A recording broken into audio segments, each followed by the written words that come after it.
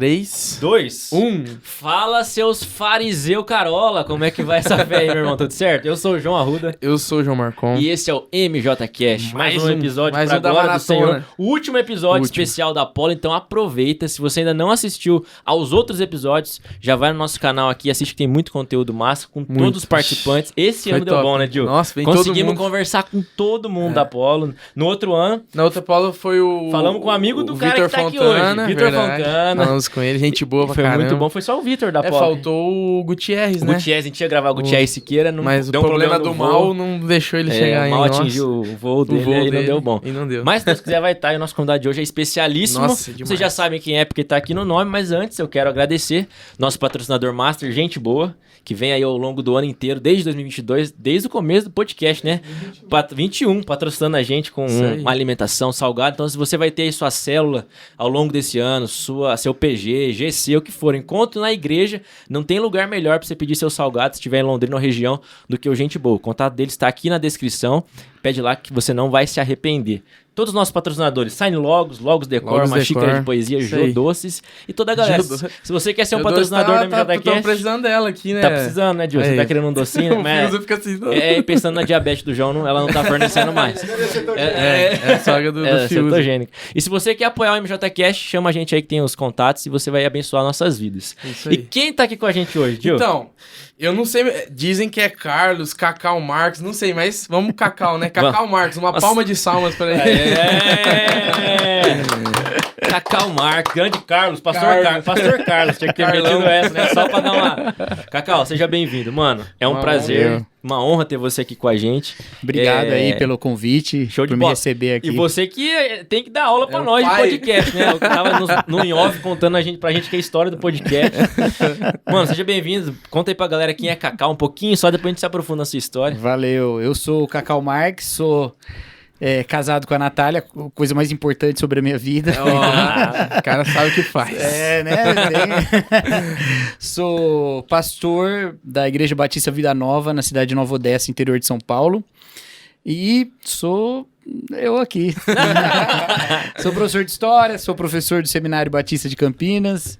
O maior podcaster do E Brasil. participo de um podcast muito conhecido, meio verdade, gospel, né? participo do BTcast com frequência e tô também direto no YouTube com o Bibo agora, né? A gente tá verdade. semanalmente aí fazendo um programa de vídeo aí. Show de O legal bola. é que, assim, no começo a gente sempre falava, né, mano? Isso que é Sempre. legal de ver, do Bibo e tal, referência pra Cacau gente. que participava com Cacau. o Bibo, o Vitor Fontana. Vitor Fontana e estão vindo toda que só falta o Bibo, Falta né? o Bibo vir, já convoca ele, Cacau. Já, não. Quando passar por Londrina já tem que dar um toque pra nós. Parecer, Pra vir pra uma cá. honra pra gente, você tá Show de bola. Cacau, vamos começar do começo então, né, Gil? Como é de do costume aqui no berço. MJCast. Você é do berço El Shaddai, como a gente fala aqui. Nasceu em berço cristão. Como que é a sua história? Conta um pouquinho pra nós. Eu sou filho de pastor, neto de pastor, Rapaz, tudo batista. tudo batista. Bisneto de evangelista, não era pastor, olha lá. né? Foi crescendo, né? Tudo batista, real. Mas eu não tenho um testemunho assim muito, né? Você não é Não é ex-gordo, Espetacular, né? não fui. Assunto aos céus e voltou. Acho que não tem ex nada assim muito, né? Sou ex faixa preta de karatê. Olha, Karatê, que isso? Pois é. Karatê é Mas brabíssimo. eu digo ex porque eu não treino mais. Não né? treina mais, lembra. não vai esticar a perna e bater no sininho igual o Eu Karate sei, Kid. eu sei contar Tu é até Kung 10 em Fu, né? japonês. né? É Mas- melhor não brincar muito. Cuidado que você vai arrisca, falar aí. se arrisca. Não arrisca. Então. Mas eu tive uma experiência de conversão, né? Ainda na infância, né? E é engraçado, filho de pastor, né? Porque a gente espera de tudo, né? Ou vai ser um santarrão, ou vai ser terror da igreja. Perdidão. um perdidão, né? E no meu caso não foi nenhuma coisa nem outra. Era, né? Normalzão. Apesar de ter me batizado ainda na infância, mas a minha trajetória foi como quase todos nós, né? De altos e baixos na fé. Até que em 2004 eu tive uma experiência muito forte com Deus num acampamento, né? Eu tinha 20 anos. E aquilo realmente me mudou, assim, né? Me mudou e me marcou muito. Com uma convicção mesmo de ouvir Deus e falar com Deus e tal. E eu não acho que essas experiências elas sejam regra pra ninguém. Sim. As pessoas têm histórias diferentes com Deus. Mas essa é uma experiência que me marca muito porque nos meus momentos de crise, de fé e tal, ela foi um ponto de memória, né? Que Deus Sim. traz e foi importante pra mim. Alguns anos mais tarde eu fui pro seminário, né? E aí foi mais uma experiência com Deus, da convicção do chamado. E aí tô aí. Nessa perspectiva aí do sonho, né? Porque toda criança, adolescente tem uma projeção pra vida. Você tinha em mente o seminário? Como é que o seminário te fisgou? Uma coisa engraçada, né? Eu nasci no Rio de Janeiro. Carioca. Só que eu fui criado no estado de São Paulo. Então eu não aprendi a falar no Rio de Janeiro, então eu não tenho sotaque. Sim. E quando eu nasci, o meu pai tava no seminário. Então eu morei no seminário. Minha primeira casa foi no seminário. Rapaz, nasci no seminário. Esse é... Hoje eu dou aula no seminário e falo seminário. Ó, eu sou seminarista de berço. Nasci aqui. Mas assim, não tinha essa, né? É claro que o filho de pastor sempre tem a piadinha do pastorzinho e tal, né? Mas não tinha essa perspectiva, nada. Eu fiz faculdade de História, me tornei professor, sou professor de História ainda, né? Mas Que massa. eu fui para essa carreira e depois que eu já estava lecionando e tal, que eu fui pro seminário para estudar, aprender e depois ser ordenado pastor. Aí eu fui pro seminário já com a vocação Intuito, pastoral. né? Certo. Mas até então não era a minha... Mas teve alguma chave que virou, assim, de história pra... Que a vocação era... vocação, Menos a história em si, mais o convívio de sala de aula, sabe? Sim. A Os alunos te convenceram a virar pastor. Esse povo precisa de Deus. Mas é por aí mesmo, né? Isso é Essa legal. necessidade do testemunho. Eu sempre gostei de igreja, sempre gostei de estar na igreja, né? Inclusive, quando eu contei pro meu pai que eu queria ir pro seminário, ele falou, olha, dos sinais pastorais, você tem uma coisa muito forte, que é que você gosta da igreja local, né? E eu era muito envolvido na igreja já e tal, mas foi num momento mesmo assim, né, de fé na transformação que o evangelho faz no mundo, né? Entendi. Isso foi praticamente, eu creio que até hoje a minha... O tema que me move mais, sabe? Uma vertente, talvez. Um ali. relacionamento real com Deus, Entendi. né? Então, o fato de tantas pessoas estarem alienadas desse relacionamento me move muito em querer falar mais disso e agir mais nesse sentido, né? Entendi. Com a transformação total que o evangelho traz, né? Sim. E não simplesmente assim, levante sua mão, agora tá garantido Tá no garantido. céu. Tá aqui a as vida até a regras hora. aqui. né? Só seguir certinho. Eu até ia perguntar isso, porque, igual uma parte da teologia que me chama muita atenção é a parte histórica. Até a gente teve um especial de Natal aqui, Massa. que o Cleverson citou muito Flávio Josefo, tipo assim, eu acho muito massa, assim, é uma coisa que eu gosto muito. E eu ia perguntar se você, por ser professor de história, se isso te chamou a atenção, mas você disse que essa parte mais relacional foi o que te pegou mais, né? Quando eu fui pra faculdade de História, as pessoas achavam que eu tava indo pra ser um historiador da igreja e tal, né?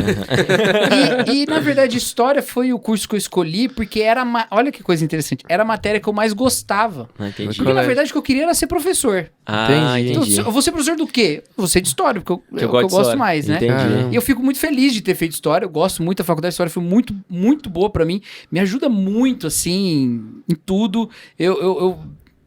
Eu posso dizer que eu aprendi a ler na faculdade de História, porque assim, você lê, lógico, eu sabia ler, se dar um texto eu lia, mas ler, sim, Entendendo o texto, né? coisas mais difíceis e tal, entendi. foi entendi. a partir ali de lidar com o texto e tal. Isso me ajuda na leitura bíblica, né? Sim. Me ajuda na interpretação bíblica bastante. O conteúdo de História paralelo ao período bíblico na faculdade é muito pequeno, é história antiga, né? E tem... Agora, história da igreja, aí sim você aprende bastante, porque aí tem toda essa história posterior, né? Mas ainda assim não é o foco de uma faculdade de história, Sim. obviamente. Então, não foi isso que me... Te moveu pra que me teologia moveu. ali. Entendi. Dentro da teologia, por exemplo, pelo menos o bacharelado ali, a primeira fase, é mais a questão de aprender a estudar, né? Eles te ensinam a estudar praticamente, que você não... cara, e história também, assim... A faculdade de teologia, ela tem uma coisa diferente de tudo, né? Porque, assim, você vai estudar um assunto movido por uma paixão. Todo mundo vai movido por alguma paixão, mas você vai movido por um amor muito pessoal. Então, o seminarista, eu tô falando de gente vocacionada, né? Sim. Porque, obviamente, pode-se fazer teologia, alguém que nem crente é, pode fazer teologia. Mas o vocacionado, que vai para ser um ministro mesmo, que vai para o seminário, vai para uma faculdade teológica, ele vai movido por um amor a uma pessoa, por um relacionamento com Deus. E isso já é completamente diferente. Então, você pode estudar filosofia, por exemplo, porque você é apaixonado por filosofia. Você pode. Mas você não vai estudar filosofia porque você é apaixonado pelo Platão. Você pode ser apaixonado pelos textos dele. Você pode. Mas não por ele, porque ele nem existe, né? Ele morreu. Né? E se você estiver apaixonado, vai se tratar urgente. Vai ser um amor platônico. Parabéns, cara. Muito bom. É isso. Então, assim, agora, você vai pro seminário, inclusive numa perspectiva que muitas vezes é enganosa, mas numa perspectiva de, além de aprender mais e se preparar para a proclamação, também se aprofundar num relacionamento com Deus. E isso é uma coisa que não existe em outra área, em outra outro faculdade. curso, outra área, né? Isso é curioso. Verdade, E o que acontece? Nesse processo... Alguém aqui faz seminário, não? Eu fiz um pouco e eu pretendo fazer. Terminou, parou no meio, parei no meio, vai voltar? Vou voltar, Então, tá bom, isso aí. Então tá, mas olha só. É a pandemia. Então você talvez já tenha experimentado isso. Cara, seminário é o lugar onde você vai para suas convicções serem primeiro quebradas. Exatamente. Não é? Primeiro elas são quebradas e depois elas são tipo assim, reconstruídas, remontadas, isso aí não tava na Bíblia? Isso aí não tava na Bíblia? E assim, a profundidade com que isso acontece varia um pouco, né? Mas isso acontece muito. E é um processo de formação também daquele que vai proclamar o evangelho, né? Eu acredito que um seminário, ele forma, antes de mais nada, proclamadores do evangelho. Tá. Antes de mais nada, né?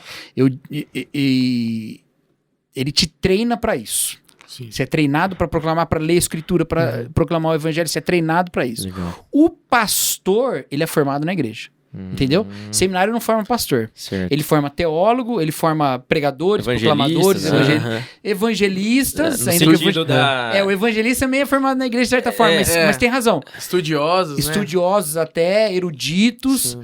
Mas o pastor, ele é formado ele é formado primeiro sendo pastoreado.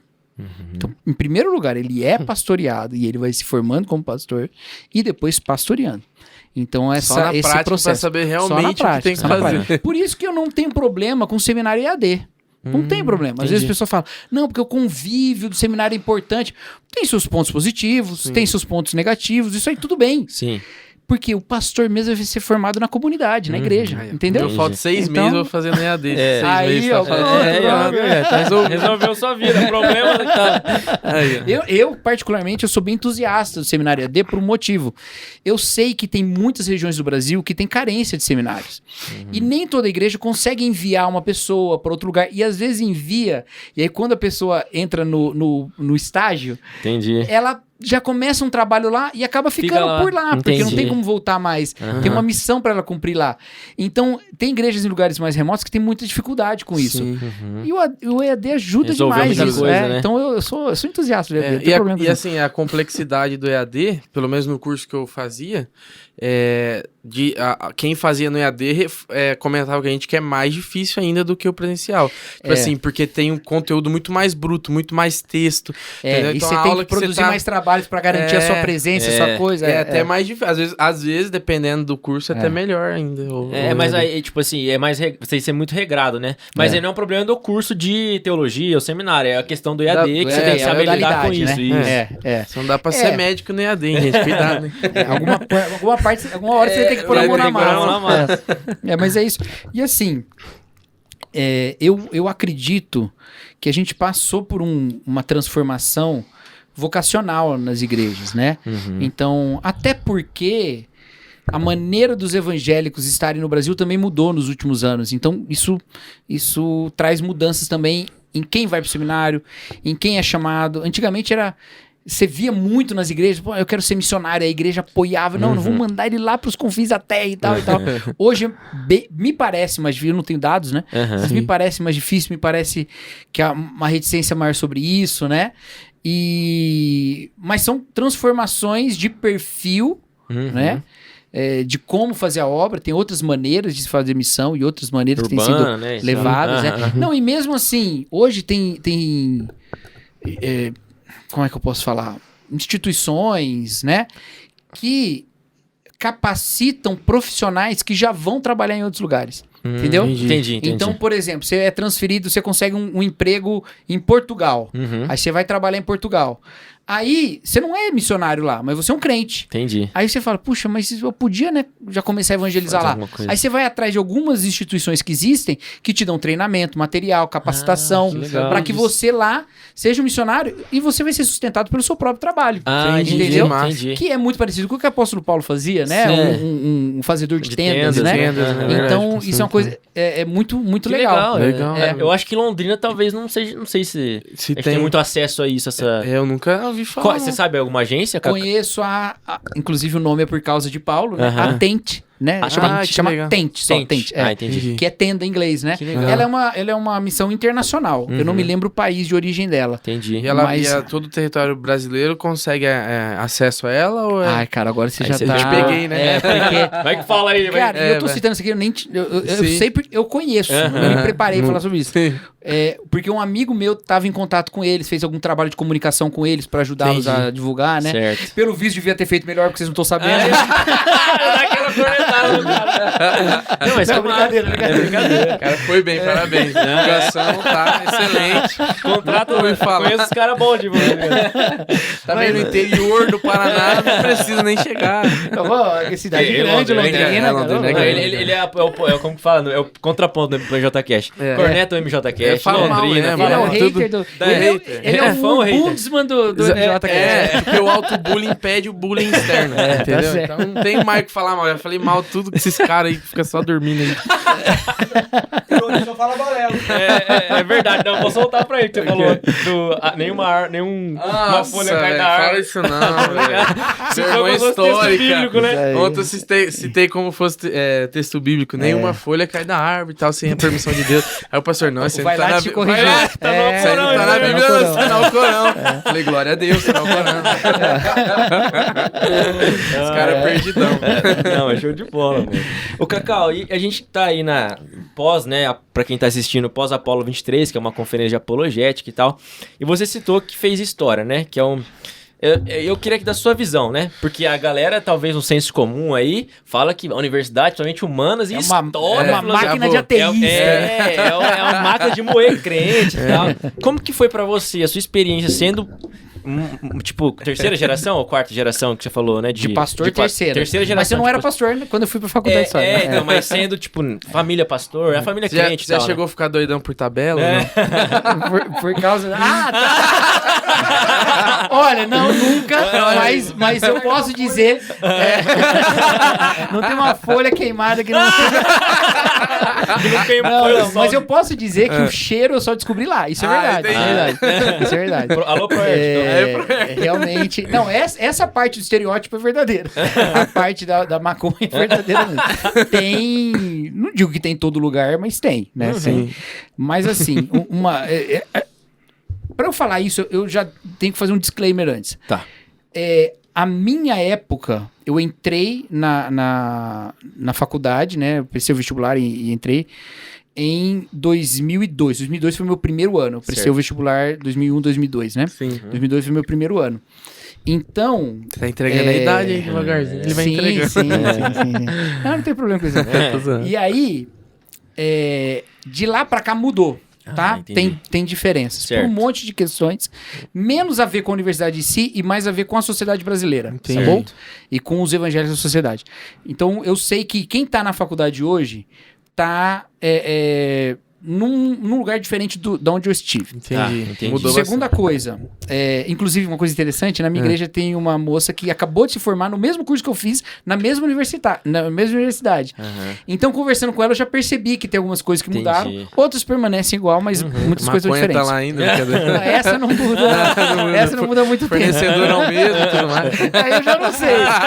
Eu não tive o prazer de conhecer ela. Eu não lidava com esse pessoal, não. Graças a Deus.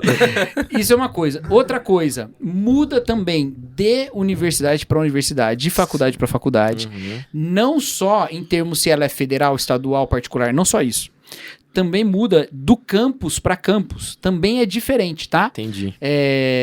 Por um monte de questões, incluindo questões históricas, mas também questões sociais da região e tal, né? De quem que vai para lá, de como foi formado, que questões políticas internas da universidade também. Tudo isso mexe um pouco com a experiência também do aluno lá. Então, Entendi. esse disclaimer tem que ser dado. Então eu vou falar a partir da minha realidade, pode ressoar ou não com os outros.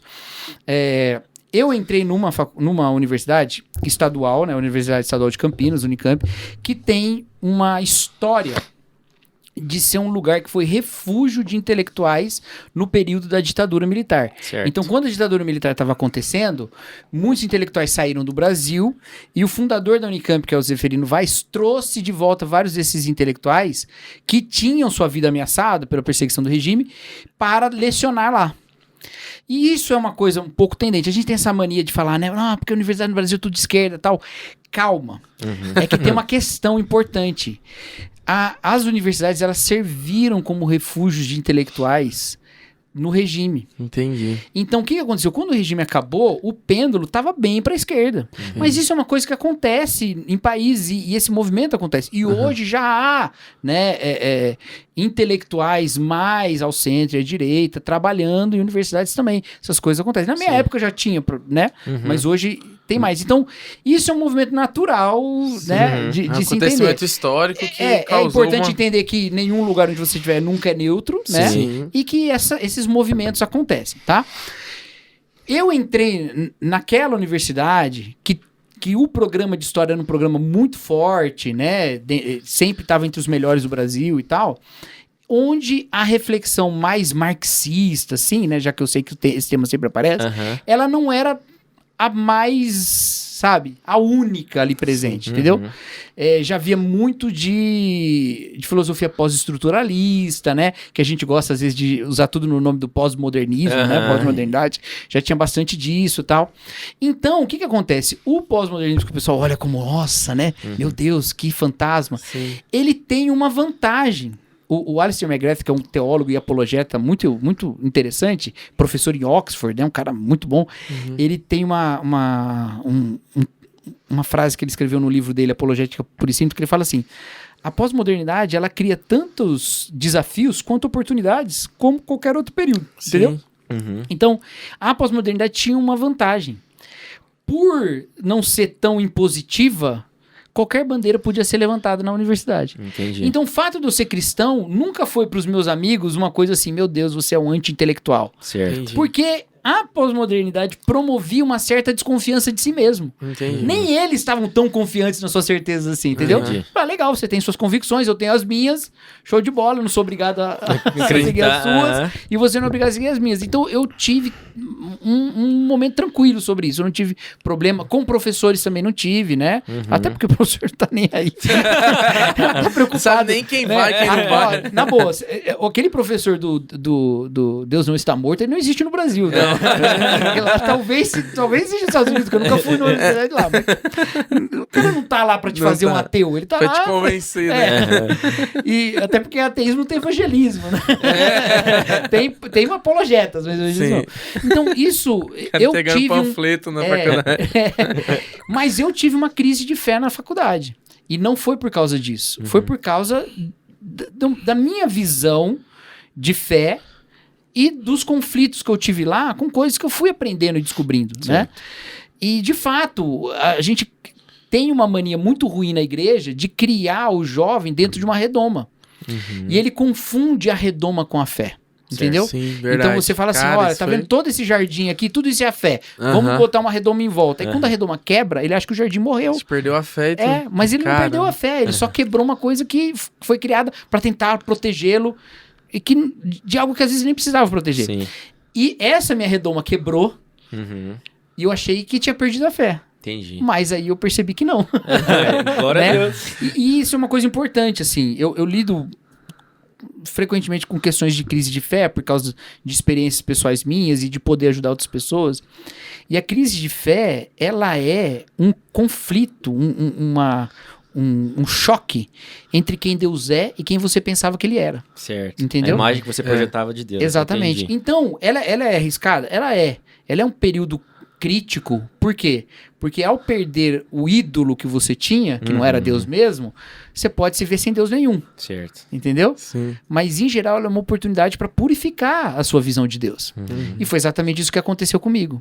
Então, eu não tenho essa visão muito preocupada Entendi. com crente na universidade. Eu já vi crente desviar em tudo quanto é lugar. Crente desviou até no Jardim do Éden. Crente Tá desviou perfeito. no cenáculo com Jesus. Então, entendeu? Não tem lugar seguro. Sim.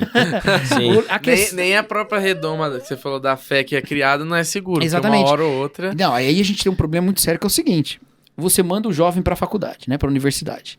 Aí manda aí, né? Daqui pra UEL, por exemplo, né? Pra falar uma Não, tá universidade conhecendo, estadual. né? Rapaz, a UEL era um polo de professores pra cidade onde eu morava quando eu era criança e adolescente, que é Tupã.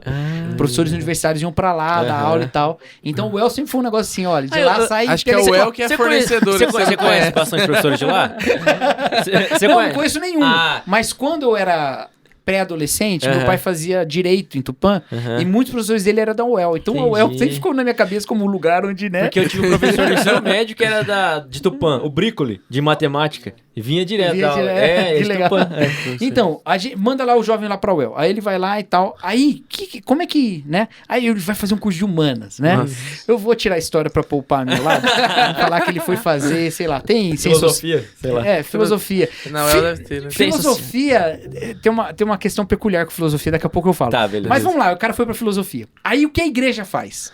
Os crentes, os irmãos, né? Começa que viram a ele de bombardear. pequenininho crescer, que deram aula pra ele no EBD e tal. Aí chega pra ele e fala assim, olha, você vai pra faculdade.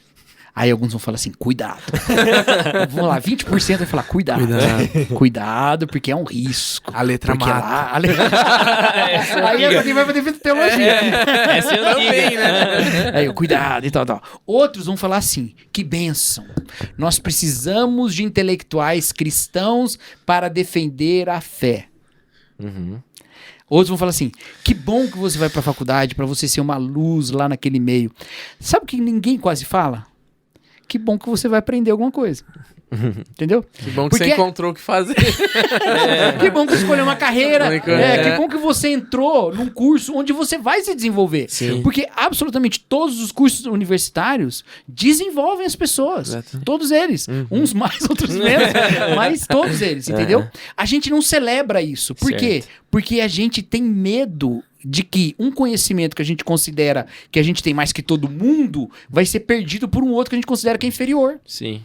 Mas, meu amigo, se eu for ser tratado por um médico, eu quero ser tratado por um bom médico. Exatamente. E não por um médico que crê muito na Bíblia, mas é mais ou menos no curso de medicina que ele fez.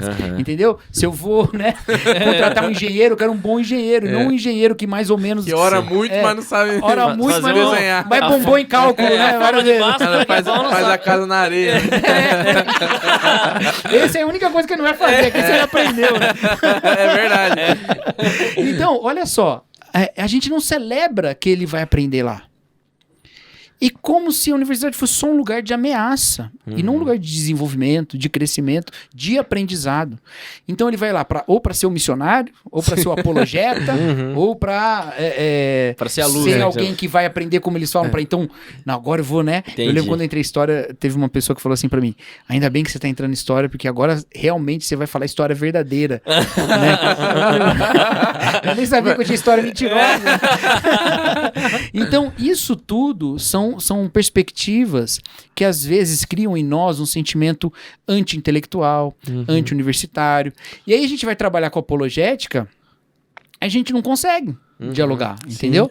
Então, olha hoje, na palestra de hoje, quantas referências filosóficas foram citadas. Sim. Né? Eu não posso levantar a mão aqui, né? Tem a câmera Não, aí. pode. Ah, tá. Tranquilo. É. Quantas referências filosóficas foram citadas, né? Porque isso foi um desenvolvimento pessoal. Agora, quem vai trabalhar, por exemplo, em outra coisa, que não vai usar da filosofia ou da história para... esqueci a A palavra. defesa da fé? Isso, para apologética. Aham. Mas o cara, por exemplo, aprendeu filosofia e tal, e ele vai ser um professor de ética. Entendeu? Aham. Ética é uma coisa importantíssima. E a gente Verdade. não tem só a ética cristã, a gente tem a ética filosófica. E ele vai ser um professor de ética. Ele pode ser um grande autor de ética, né? E quantos filósofos do cânone da filosofia eram cristãos convictos e nem por isso a filosofia dele é uma filosofia cristã, mas é uma filosofia De um cristão. É que o Um que o dos meus- Amorim falou Rodolfo sobre Amorim. sobre a influência do cristão na cultura. Um Então, dos assim- meus filósofos preferidos era um cara que a igreja nem gostava muito dele. Hoje os crentes adoram ele, né? Quase todos. Eu sei que o Rodolfo Amorim gosta, né? Mas na época dele, a igreja do país dele detestava ele, que é o Soren Kierkegaard.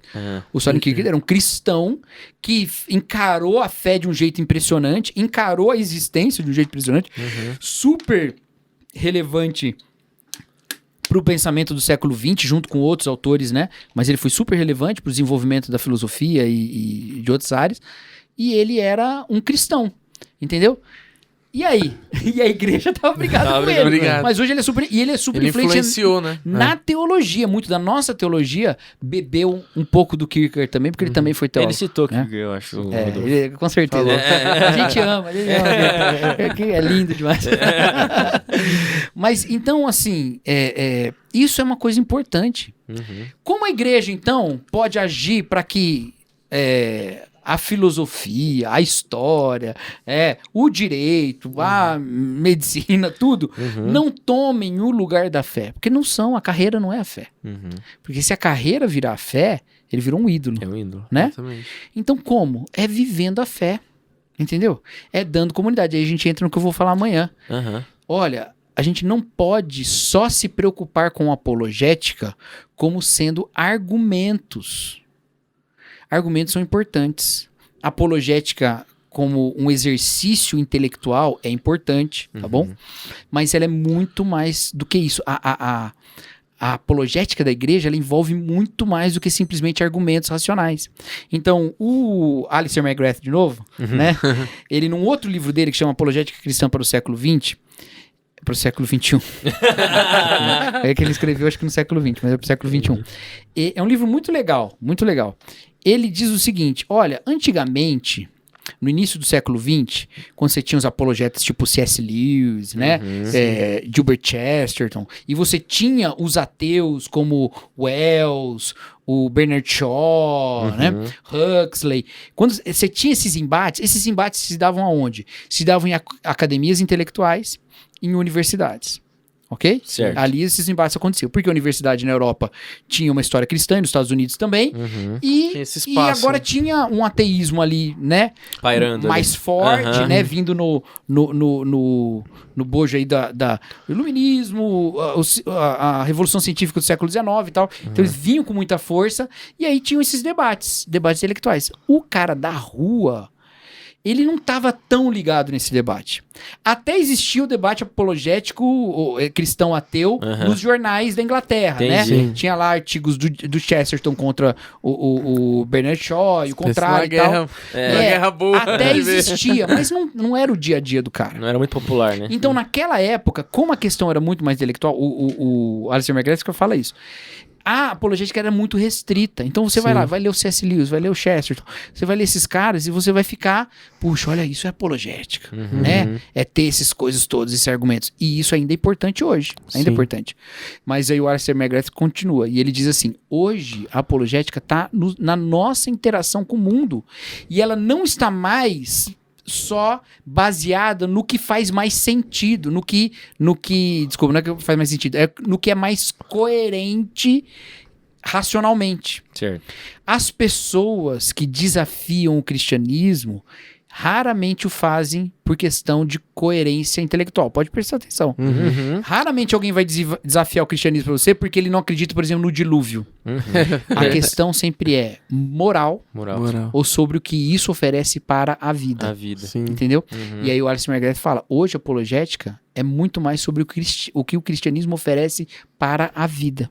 E muito menos sobre Questões. se é coerente falar de um dilúvio universal, Lógicas se faz sentido falar de uma ressurreição histórica. Se Adão, Isso se existiu mesmo o paraíso lá. Isso tem sua importância, mas é menos.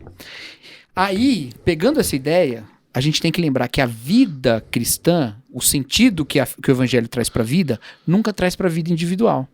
Sempre traz para uma vida comunitária. O James Smith, até eu vou citar isso amanhã na palestra, o James Smith, James K.A. Smith, né? Aquele filósofo canadense cristão. Ele tem uma frase no livro dele muito legal. Todo mundo que é universitário... Aí, já né, deixei a vou indicação. falar. Todo mundo que é universitário, pré-universitário, pós-universitário, que vai fazer filosofia, humanas ou qualquer coisa, leia esse livro. Chama-se Quem Tem Medo do Pós-Modernismo. Achei que era Quem Tem Medo do Cristão.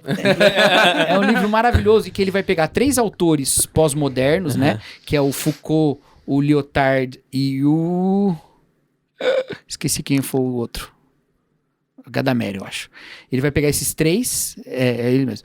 Ele vai pegar esses 3 autores e ele vai trabalhar a relação da fé com esses caras. E vai mostrar que o nosso problema com a pós-modernidade não é que a pós-modernidade desafia a igreja. O problema é que a igreja é moderna demais. Ela não quer pós-moderna, entendeu? Entendi. Não é que a igreja é muito bíblica e a pós-modernidade é antibíblica. Eu tô falando, Ela a igreja se apegou muito no tempo a dela. igreja é moderna demais. Sim. E a pós-modernidade, em vários sentidos, abre espaço para uma tradição Entendi. contra o moderno. É muito louco o que ele faz. E aí ele começa um livro E é falando... inevitável também, né? É inevitável. E ele vai falando um livro de filosofia e no final você tá encantado porque na verdade era um livro sobre igreja. Não era um livro sobre filosofia. E lá ele tem uma frase que é uma frase maravilhosa. Ele diz assim: a igreja tem que se preocupar menos em ter uma apologética e mais em ser uma apologética. Certo. Entendeu? Se o Alistair McGrath tá certo e a apologética fala muito mais sobre o que o cristianismo oferece para a vida, então a gente tem que ter uma vida cristã exuberante. E a vida cristã exuberante não se dá colando adesivo de Cristo no carro. Ela se dá Presente de na Deus. vida que a gente tem em comunidade.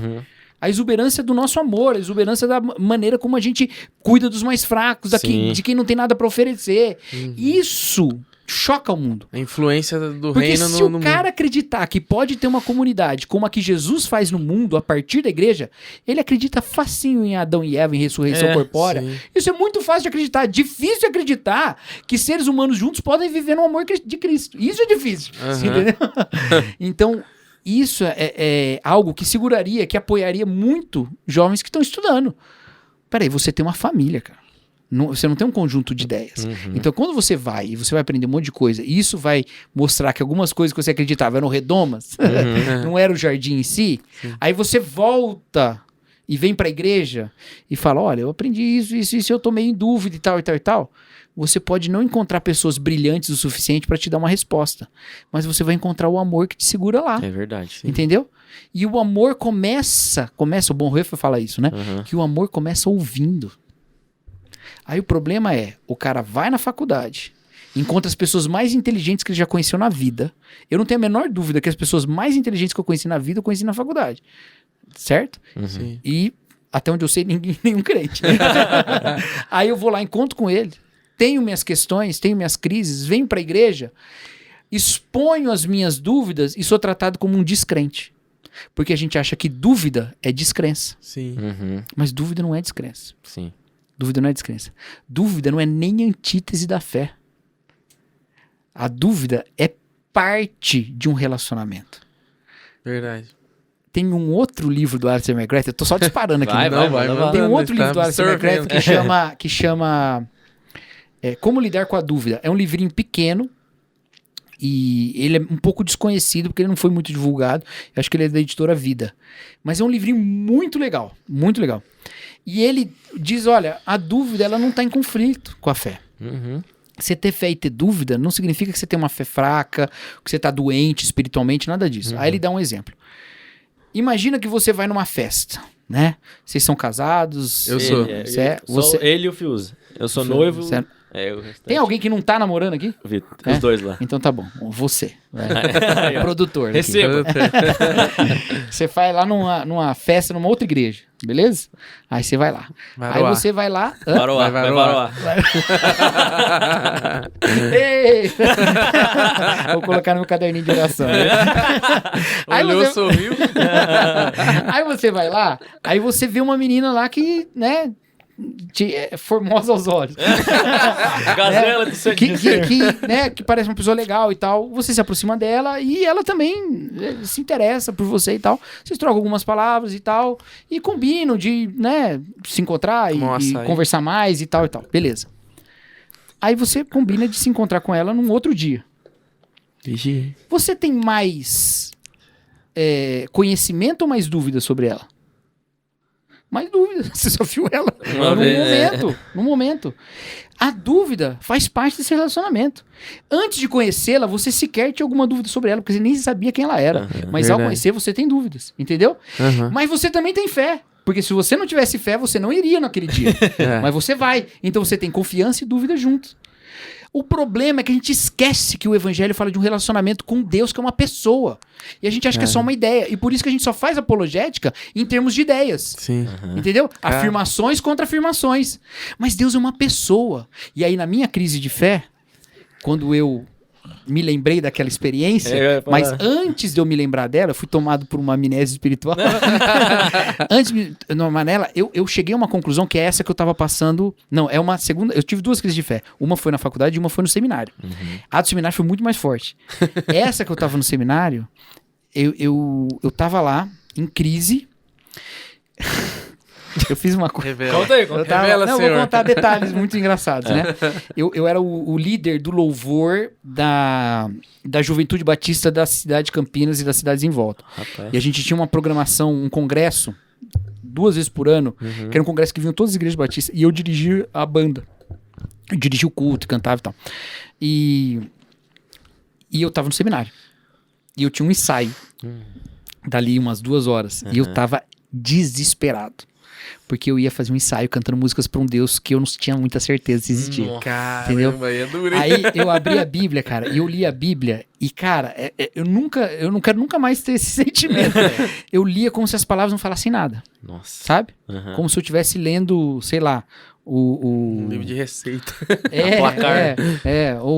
A Epopeia de Gilgamesh, o Código de Hammurabi, sabe? Textos históricos muito antigos e que não são palavra de Deus. Entendi. Entendeu? Eu cheguei a um ponto, isso aí antes do Lucinho, de cheirar a Bíblia. Verdade. Antes do Lucinho. Pra ver se o aroma me despertava alguma coisa, Memória cara. afetiva ali, É uma né? memória afetiva, sim. exatamente. Eu tava nesse Tudo desespero. Lucinha, mano. Bom, nessa fase, teve um momento que eu me ajoelhei e orei pra Deus e fiz uma seguinte oração, muito simples. Eu falei assim, Senhor, se você existe, você tá vendo que o que eu mais quero é crer em você. Entendeu? E eu acredito que você quer que eu creia. Então, pelo amor de Deus. ajuda Pelo a crer. amor, pelo amor de você mesmo, né? De Deus.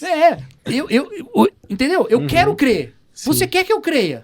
Vamos lá. Eu acho que eu sei muito sobre você, mas eu não te conheço. Rapaz. E isso foi um clamor por um relacionamento. Porque o que eu tinha era um conhecimento como eu tenho, sei lá, de futebol, igual a gente tava conversando nessa gravação, entendeu? Sim. Eu sei quem é o Neymar, mas eu não conheço o Neymar. Nunca me encontrei com ele. Em vários sentidos, eu tinha me encontrado com Deus já, mas em vários sentidos eu sabia quem Deus era, mas não tinha me encontrado com ele. Entendeu? É como se eu já tivesse estado na mesma sala com ele, trocado uma palavra, tirado uma foto e tudo eu conheci dele. Mas o relacionamento me faltava. A gente tem problemas apologéticos porque a gente esquece que a gente tá falando de um relacionamento e a gente trabalha tudo como ideia.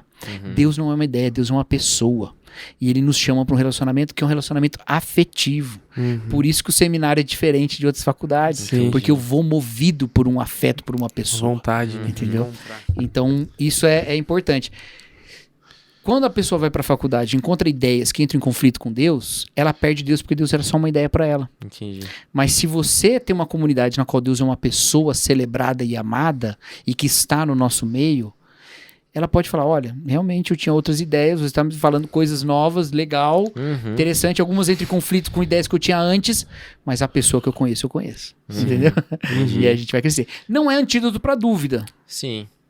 Não é antídoto para crise. Pode ter crises de outras naturezas. Pô, que é né? Davi que teve mais crise. E o casamento, por exemplo, tem crise, mesmo que você conheça a pessoa. Né? Mas, ainda assim, é muito mais forte quando você é movido pelo coração do que quando você domina pela razão. A razão é importante. Porque a gente sabe coisas sobre Deus, né? Sim. Senão a gente vai estar num casamento igual do Adam Sandler lá, né? Todo dia esquece. Da moça lá. Não. Aqui esquece? Como se fosse da primeira vez, né? Que todo dia ela acorda casada, mas ela não sabe Ela quem é aquela não pessoa. sabe. Daí ele tem Entendeu? um vídeo lá. Aí ela tem fazer um o vídeo só com informações, entendeu? Mas Então, não tem relacionamento, só Agora, tem informação. mas informações são importantes, É. porque o relacionamento ela tem historicamente, ela só não sabe. Não né? sabe, né? Então ela Entendi. precisa ter as informações para ter o relacionamento aquele dia. Entendi. A gente precisa de informações sobre Deus, a gente precisa de informações, né? Eu tenho informações sobre a minha esposa e eu tenho relacionamento com ela. Não dá pra abrir mão disso. Eu chegar, voltar aqui de viagem, chegar lá e olhar pra ele. Quem é você? Me conta de novo. Eu sei que eu tô casado, que eu tô vendo as alianças aqui, mas me conta. Não, eu preciso de informações também. Mas eu preciso de experiência, de relacionamento, né? Andam juntas, né? Não pode Andam separar uma e... Exatamente. E a questão dessa redoma, qual que é a função do pastor em relação a isso? Porque talvez até o pastor já pastoreia no intuito de não deixar as ovelhas terem o pensamento próprio ou procurarem conhecimento. Qual que é a função do pastor nesse contexto, assim? Muito bom. É uma boa pergunta.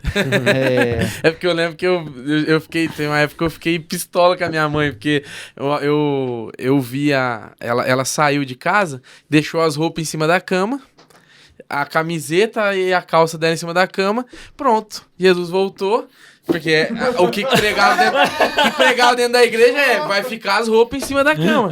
Então... E entre eu e minha mãe vai... Com certeza eu fiquei, né? Entendeu? Então, ferrou. Fiquei desesperado, apavorado. Minha mãe chegou... Depois que eu cresci e descobri que, assim, não é que não seja esse contexto, mas não é obrigatório que vai ser assim. Entendeu? E pra mim só tinha essa possibilidade. Essa é então, uma visão. Uma visão, Isso, entendeu? Aí eu falei, mãe, pelo amor de Deus, eu passar um medo que quando você sumir, eu achei que eu tinha ficado, né? Então, nesse contexto, assim, de você sair da redoma e acabar até não gostando, sentindo esse... Meio que mito da caverna. Olha, exatamente. Então, o pastor, ele é mais do que qualquer outra coisa, um ministro da palavra. Isso é um problema. Ai, gente, eu tenho... agora eu entendi a risada. Deixa eu explicar. Não é um problema ele ser ministro da palavra. Da palavra de Deus. O problema é ser ministro da palavra. Entendeu? Tá, entendi. Ele é o ministro da palavra. A função dele tá na palavra. Certo. Na palavra falada, pregada, que deve ser a partir da escritura. Sim. Ok? Mas, obviamente, passa pela pessoa, porque senão Deus não precisava ter um monte de pastor. Bastava ter um só e ele falava pra todo mundo. Né? Então o pastoreio tem contexto e tem tudo isso. Certo. O que acontece? Como a gente é ministro da palavra, a gente às vezes se confunde e pensa ser o detentor da palavra. Entendi. Mas a gente não é o detentor da palavra, entendeu? Entendi. Então, o que acontece? Se eu tô pregando uma palavra na igreja e há vozes rivalizando com a minha palavra, eu sinto insegurança como pastor. Então eu crio a redoma para fechar e para eu poder falar com o meu público, entendeu? Porque eu sou detentor da palavra. Quando eu estava no seminário, os pastores, professores, eles falavam assim, olha, saiba de uma coisa, você não pastoreia sua igreja sozinho. Você pastoreia junto com os televangelistas, junto com um monte de gente e tal. E a gente falava, nossa, é verdade, né? O cara no domingo tá ouvindo a sua mensagem, na segunda tá ligando a televisão num programa de um pastor X lá e tal. Estou seguindo. Ou qualquer outro, né? E, tal. E aí, a gente pensava isso. Amigo, quando eu me formei no seminário, já tinha podcast, entendeu? Já tinha milhares de canais de YouTube, com todo mundo te ensinando. Várias visões, né? Acontece o fato de o pastor estar pregando numa igreja pequena, para 100 pessoas, e uma ovelha dele vai sair de lá e fazer uma história para 200 mil. Entendeu? Sim. Então quem detém a palavra? Ninguém detém, porque o pastor nunca deteve a palavra. A palavra é a palavra de Deus. Que agora ficou mais claro ainda que então ele não nunca tem deteve. como, no contexto de hoje, um pastor querer ser a única voz que fala. Porque não tem jeito, é impossível. E já não era bom que fosse. Então hoje já é impossível. E acaba, só se ele, igual fez nos Estados Unidos lá, criou seita, fez uma cidade só, o pastor fez só pra ele a cidade, e tudo que entra e sai ele que controla. Não pode ter 3G, Wi-Fi, celular. Não pode. Então aí, o que acontece? A gente precisa, como pastor, entender que a gente também tem a função de ouvir, não só de falar. Também tem a função de ouvir. Então, isso se manifesta muito numa maneira... Eu não sei se eu falo isso, gente. Fala. Ai, gente, é meio... Ó, quem vai ser cancelado? Do lado do Cancelado você ali falando pra ele. Fala, Não, Tô brincando. medo de cancelamento eu não me preocupo, não. Eu tenho medo de, às vezes, falar alguma coisa que as pessoas não vão entender e vão ter uma ideia distorcida. Mas eu vou tentar Tenta ser explicar. bem tranquilo. Coisa joga nas costas do João. Fala É que falei, eu sou um evangélico de coração. Certo. Eu nunca me vi de outra maneira e não me enxergo de outra maneira. E cada dia que passa eu me sinto mais evangélico. Uhum. Então eu tô muito contente com isso. Ao mesmo tempo, por talvez ser tão identificado com o evangelicalismo, eu não tenho nenhum problema de criticar o evangelicalismo. Ah, entendi.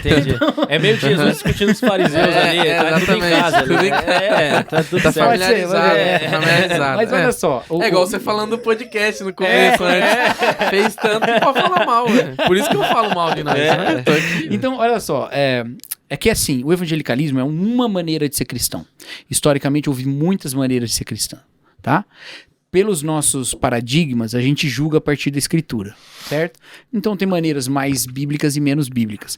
Mas até as menos bíblicas tinham Bíblia e acertavam em algumas coisas e nos ensinam algumas coisas, tá? Então vamos lá. A figura do pastor, ela se assemelha muito quando você olha os papéis bíblicos de liderança religiosa, ela se assemelha muito com a figura do profeta. Certo. Por quê? O profeta era ministro da palavra. O compromisso do profeta é com a palavra que ele recebeu. Ele recebeu uma palavra de Deus e ele tem que ser fiel na proclamação dela, certo? Então ele tem compromisso com a palavra. Isso podia, inclusive, ser muito problemático para ele, porque como ele tinha compromisso com a palavra e não com o povo, ele falava uma coisa que o povo não queria, que o rei não queria, e ia rodar. Samuel passou apurado. Exatamente. Então esse é um problema que ele enfrentava, mas o compromisso dele é com a palavra. O pastor, em vários sentidos, tem um compromisso com a palavra. Só que o profeta não é a única figura de liderança. Você tem também o sacerdote. E os pastores evangélicos abriram mão um tanto da função sacerdotal. E eu entendo, porque eu sou evangélico e a visão de ministério da Batista e da Assembleia são muito parecidas, então a gente pensa mais ou menos do mesmo jeito. Mas o sacerdote tinha uma coisa. O sacerdote, a grande função dele não era falar para o povo. O sacerdote tinha a grande função de liderar uma liturgia que lembra o povo de que ele era perdoado por Deus. Sim. Entendeu? Nisso, os católicos, na figura do padre, têm sacerdotes muito mais parecidos do que profetas. Sim. Os padres, depois do Vaticano II, ficaram mais conhecidos pela oratória. Mas eles não eram todos eles grandes oradores. A função dele eram funções sacramentais. Entendi. E o que é o sacramento? O sacramento é uma encenação da graça de Deus de alguma maneira. Então o padre ficou meio com a função sacerdotal e o pastor com a função profética. Entendi. Qual que é o problema? O problema é que muitas vezes o padre falhava na orientação, porque não tinha A função. a palavra função profética, dele. era diminuída, e o pastor muitas vezes não sabe ouvir, não sabe receber o pecador. Porque até quando o pecador vem no gabinete para falar, o ápice daquele encontro não é o que o pecador fala, é o que o pastor fala em resposta. Responde. Entendeu? Sim. E às vezes o pastor, com alguém em dúvida, deve ouvir e até dizer: olha, Eu também não sei. eu não sei, Vamos eu entregar vou pra estudar Deus. pra gente conversar. Ou então alguém lamentando muito profundamente e você não sabe como consolá-lo, você vai falar assim: irmão, vamos orar? E eu vou orar com você. Não é obrigado a ter a resposta sempre na ponta da língua e... né? Não é obrigado a falar. Se falar, vai Sim, ficar mudo. é. assim. O cara entra Até o e outro sai. se tocar, posso ir Gente, embora. o cara sai, acho que o pastor teve um derrame ali dentro. Avisa ele, chama o SAMU. Não é isso, né? Mas a gente precisa exercitar. E aí a gente pode falar? Pode. Mas muitas vezes falar da obra que já aconteceu. Não tem que ter uma A rema gente toda acha vez. que o gabinete é só um lugar de orientação. Mas o gabinete muitas vezes é um lugar de falar: os seus pecados são perdoados. Como o padre fala no confessionário. Mas não porque eu tô perdoando, mas porque tem uma cruz que perdoou. E eu só tô te falando uma coisa que já existia na palavra. Entendi. Entendeu? Então a gente, muitas vezes, nós pastores, não temos a predisposição para ouvir. Certo. Às vezes só chorar junto já funciona. A pessoa tá... E eu não acho- tem muito o que fazer, É, acabou. eu acho E aí a pessoa chega com dúvida, como é que você monta a redoma? Não ouvindo. Entendeu? Sim. Porque Falando, isso que você tá falando não pode nem entrar aqui. Tá cercado. Entendeu? Entendi. Sim. Então, isso é o problema. Como que eu faço uma fé sustentável, realmente? Ouvindo, lidando com as questões, aprendendo com elas e sabendo um fundamento muito importante. Isso é um fundamento apologético muito importante. A igreja cristã tem 2000 anos. As pessoas mais inteligentes do mundo já desafiaram a fé cristã e já apoiaram a fé cristã, tá? Sim. Se fosse um problema de argumento, ou os cristãos ou os ateus já tinham acabado. Alguém já tinha se refutado ali que não tinha Exato. como voltar. Pois é. Sim. Muito do que a gente acha que é razão tem as suas razões no coração. Na minha crise de fé, os momentos mais difíceis eram aqueles em que eu queria descrer. Sim. Entendeu? Porque, por um lado, eu queria muito crer. Por outro, tinha muitas coisas que eu queria fazer e que a minha fé me impedia. Entendi. Entendeu? Que é a E eu pauta também, moral que você e falou. eu também queria descrer, sabe? Essas coisas aconteciam.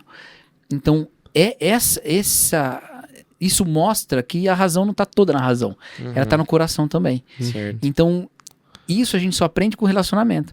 Sabe o que foi uma virada muito forte numa das minhas crises de fé? Foi um encontro com um amigo meu, seminarista de um outro seminário, em que eu contei todas as minhas dúvidas pra ele e tal, e tal, e tal, e tal. E quando acabou, ele me contou uma história da vida dele. E assim, pessoalmente, eu acho que a história dele não tinha nada a ver com o que eu falei. Ele falou, vou lançar essa, Deus, vai. Mas, cara, eu saí de lá fortalecido pelo simples motivo de que aquele caminhão de dúvida que eu joguei nele não abalou ele nem um pouquinho. Entendi. Eu falei assim, eu tô morrendo de desespero. O tá cara de ouviu boa. tudo isso. Contou uma história E aleatória. Mano, esses argumentos não são tão fortes assim. Entendi. Porque ele é uma pessoa inteligente, ele tá entendendo o que eu tô falando. Não é que ele não entendeu. Ele entendeu. Achou que a reação dele... Mas por quê? Perder a fé junto com você. Mas entende, por que ele me contou uma história? Porque a fé dele estava baseada numa experiência. E aí você não vai Entendi. refutar. Ele não tinha argumento pra mim, mas ele tinha um testemunho. Entendi. Entendeu? Não tem como Sim. refutar Eu o me testemunho. faltava testemunho, mas eu tinha argumento. Entendi. Entendeu? Quando os argumentos ficaram ali, me faltava experiência. A experiência que eu tinha, mas tinha esquecido, né? Entendi. Entende? Aham. Então, isso tudo faz parte. A apologética não é só razão, não é só legal. texto, não é? Massa, hein? Tá no coração, tá na comunidade, tá num jeito de viver. E eu acho que essa questão que você citou, Cacau, dessa, entre aspas, separação, quase que eliminação, né, no meio evangelical, né, do lado cristão, da questão do sacerdote, né? Também pode ser muito pressão, né, pros pastores, tipo, às vezes o cara não quer eliminar essa função, tipo assim, o cara não sabe o que falar, mas ele tem que falar alguma coisa.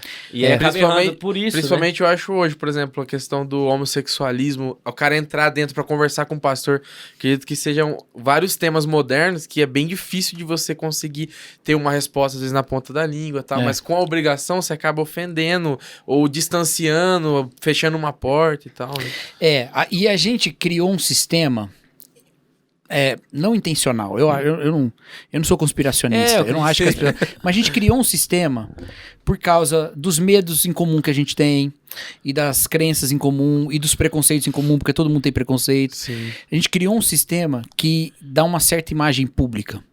Uma imagem pública de uma igreja sisuda, né?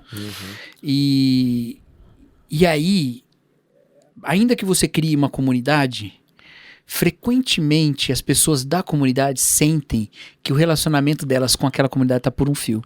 Entendi. Porque qualquer coisa eu posso deixar de ser um irmão, sabe? Então, tem um monte de motivos pra isso, né? Sim. Então isso às vezes dificulta até quem crê de ter confiança em um irmão que crê. Entendi. Porque ele tem medo de, com isso, já tá pisando na bola, sabe? Então, assim, às vezes a pessoa vai ela se aproxima de outras comunidades que vão se apresentar como comunidades rivais à igreja. Como assim comunidades rivais? Comunidades cuja fidelidade de fato rompe com a fidelidade à igreja, porque a igreja tem um jeito de viver e tem jeitos de viver que entram em conflito. E ele não tá lá porque ele foi movido por um argumento matador, porque não existe bala de prata na apologética. Sim. Ele tá lá porque ele foi levado pelo coração, ele encontrou uma família. Entendeu? E isso acontece muito. Né?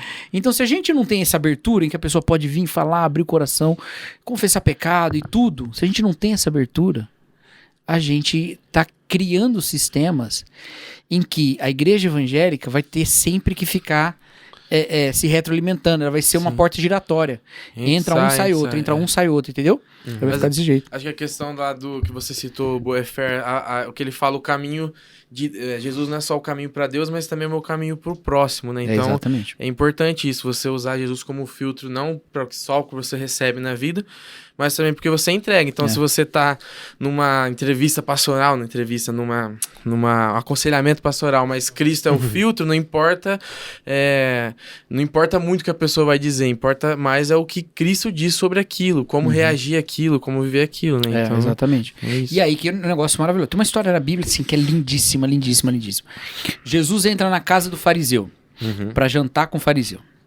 Por quê?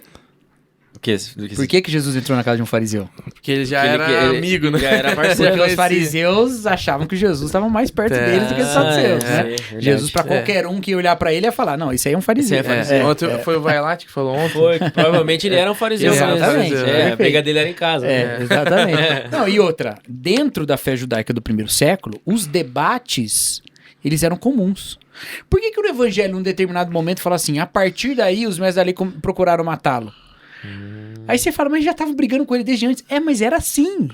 Era assim que se dava. Teve um momento que eles falaram, isso aqui é blasfêmia. Isso aqui ele passou do limite. Mais ou menos isso, entendeu? Então, ele entra na casa do fariseu. Não é que esse fariseu ou outros fariseus que brigaram com Jesus gostassem dele, não é isso, tá? Mas tinham fariseus que gostavam, que se aproximavam dele. Aquele que perguntou, por exemplo, sobre o maior mandamento e tal, né? Jesus falou, você tá próximo, você tá perto, né? Sim. Então, assim, tinha níveis diferentes de proximidade. Aí Jesus entra na casa do fariseu. Aí, esse fariseu era do tipo que não presta. Mas só pensar. Aí ele entra lá. Aí ele tá lá e tal, e entra uma mulher pecadora. A gente não sabe por que ela é pecadora, mas ela entra. Aí ela vai, beija os pés de Jesus, lava os pés de Jesus com perfume e tal. Aí o fariseu fica falando mal. Se ele soubesse quem é essa mulher, se ele fosse profeta mesmo, ele saberia que ela não deveria tocá-lo e tal. Toma água da geladeira no bico. Né, Dio? Aí Jesus pega e fala pra ele, né? Conta aquela história. Um homem devia 500 ou 50, né? Ele perdoou. Quem que vai amar mais? O que foi perdoado mais. Então, né? Quem muito foi perdoado, muito ama. Aí fala, olha, ela não pode beijar meus pés, você não deu nenhuma bacia pra eu lavar. Você não veio me cumprimentar com beijo. Ela tá lá lavando meus pés, beijando meus pés e tal. Beleza. Aí, eu fico pensando. A mulher entrou na casa de um cara que não gosta dela. Do fariseu, né? Ele não convidou ela. Verdade. Ela entrou lá e ele só ficou falando assim, nossa, essa mulher não presta. Entendeu? Ela não tava num lugar confortável. Ela não tava num lugar amigável. Sim. Ela tava num lugar hostil. Por que ela entrou lá? Porque Jesus estava lá. Porque Jesus estava lá. Se Jesus está na igreja, os pecadores são bem-vindos. Se Jesus não está na igreja, você tem uma casa de fariseu julgador. Entendeu? Então a gente tem que ser acolhedor com pecadores. A gente tem que saber que a gente está aqui para que a comunhão de pecadores com Deus seja testemunhada. Que somos nós os pecadores em comunhão com Ele. Com certeza. E pecadores que se aproximam devem saber que eles não são diferentes de nós. E que a oportunidade de se relacionar com Deus não está distante deles.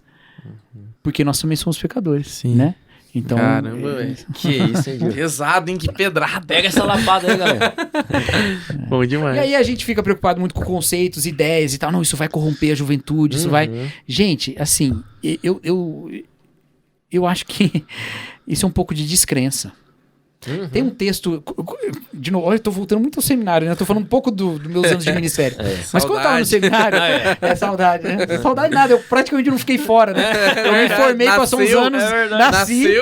Me formei, passou uns anos, eu voltei pra dar aula. Não larga, né? Mas assim, quando eu tava estudando no seminário, eu li um texto de um teólogo batista já falecido, que é o Exaltino Gomes Coelho. E curioso, eu sou professor do filho dele agora. Olha, que legal. Muito legal. E ele tem um texto que me marcou muito, principalmente pelo título. O texto todo é bom, mas o título é maravilhoso. O título é Pare de Tentar Salvar a Igreja. Rapaz. Caramba, exato. E ele diz assim, gente, a igreja é de Deus, não quero acabar com ela. Entendeu? Para de tentar salvar a igreja. Porque quando a gente tenta salvar a igreja, a gente tenta salvar um tipo de igreja. Sim. Mas a igreja ela é muito diferente, ela é muito diversa no mundo inteiro, é completamente diferente. As congregações locais de uma mesma denominação já são diferentes. A gente vive isso em Londrina bastante. Então, é isso, né? E tá todo mundo buscando a Deus e alguns estão acertando uma coisa, errando em outra. Sim. E alguns... Desculpa, várias igrejas estão acertando de maneiras diferentes. Verdade. Porque ninguém tem que ser igual. Exatamente. Bom, aí ele falava isso. Eu acho que tentar salvar a igreja é descrença. É que não acreditar que Jesus garante. Entendeu? Então, assim, cara, chega o pecador, ele vai corromper a igreja. Peraí, mas não tem pecador suficiente na igreja pra corromper, ela vai precisar de mais um. Isso aí é a gota d'água, né? Aí transbordou o pecador. Né? Limite máximo de pecador. Daqui pra frente só santo. Né? Não A dá. graça tem um limite, né? Bateu. Então é isso, gente. A gente, às vezes, no afã de ter uma igreja perfeita, a gente não aceita mais ninguém. Porque, assim, não tem o perfil. Sim. Entendi. Entendeu? O dress code não Não tá... é esse tipo de pecador que a gente quer que Eu tô cada vez mais convencido de que igrejas precisam ter problemas. Não porque não porque os problemas são bons, não é isso. Mas elas precisam ter problemas porque ela tá lidando com gente problemática. Então, se ela não tem problema, ou ela não tá lidando com gente problemática, o que é impossível, Que é impossível. ou ela não está lidando com os problemas das pessoas problemáticas. Sim. Ela não tá corrigindo ninguém, ela não tá mudando a vida de ninguém, ela não tá apresentando uma maneira de ser diferente pra ninguém. O que ela virou? Ela virou uma empresa perfeita, que bomba igual a Amazon. É um teatro. Ótimo, Vem, apresenta o culto. A vai- Amazon bomba. Você pega lá as ações dela, estão disparando. Não sei, mas eu acho que estão. Estão disparando. Mas vai ver como os trabalhadores são oprimidos. Você quer ser uma Amazon? Você vai ter ovelha oprimida. Igreja não é Amazon. Sim. Igreja tem que ser imperfeita porque ela tá lidando com problemas de pessoas problemáticas. Mas é aquela questão que eu vi você vendo o Byung-Chul Han vir no seu story. E é isso, a questão do resultado. A gente tá na sociedade do resultado. Então precisa ter resultado. performance. Da performance. Precisa ter resultado. Se você não apresentar o resultado, quer dizer que a igreja não tá indo bem. E às vezes o resultado é muito mais teatral, né? De ter uma música boa, perfeita e tudo Ou mais. até de número, né? Mesmo, estatístico. né? Exatamente. E do que realmente de transformação, né? Perfeito. Exatamente isso, cara. Exatamente isso. E a gente é sal da terra porque a terra tá sem sal, entendeu? Entendeu? Sim. Então a gente tá lidando com essa questão, tá lidando com a putrefação da terra, entendeu? E com a falta de sabor. A gente tá temperando isso aqui. Então é importante saber que a gente tá entrando em contato com aquela carne que ficou fora da geladeira que tá ali, ó. Tá ali, Olha a mosquinha ali, ó. Entendeu? A gente tá em contato com isso. A gente não tá separado disso. A igreja não é um disco voador, né? Verdade. Esse negócio isso aí, né? Vou falar uma bobagem muito grande agora. Mas isso aí é enredo de escola de samba, não é igreja, né? Que é me dê a mão, me abraça e viaje comigo pro céu. Não é igreja. Igreja é aqui, é em resolver contato aqui, com lama, é contato com sujeira do mundo. Porque é o caminho de Jesus. Sim, entendeu? sim. Só que a gente faz isso ligado nele. Porque a gente é corpo de Cristo, né? E a noiva é dele, não é nossa, né? Exatamente. Só cuidar da mulher dos outros dia, varão.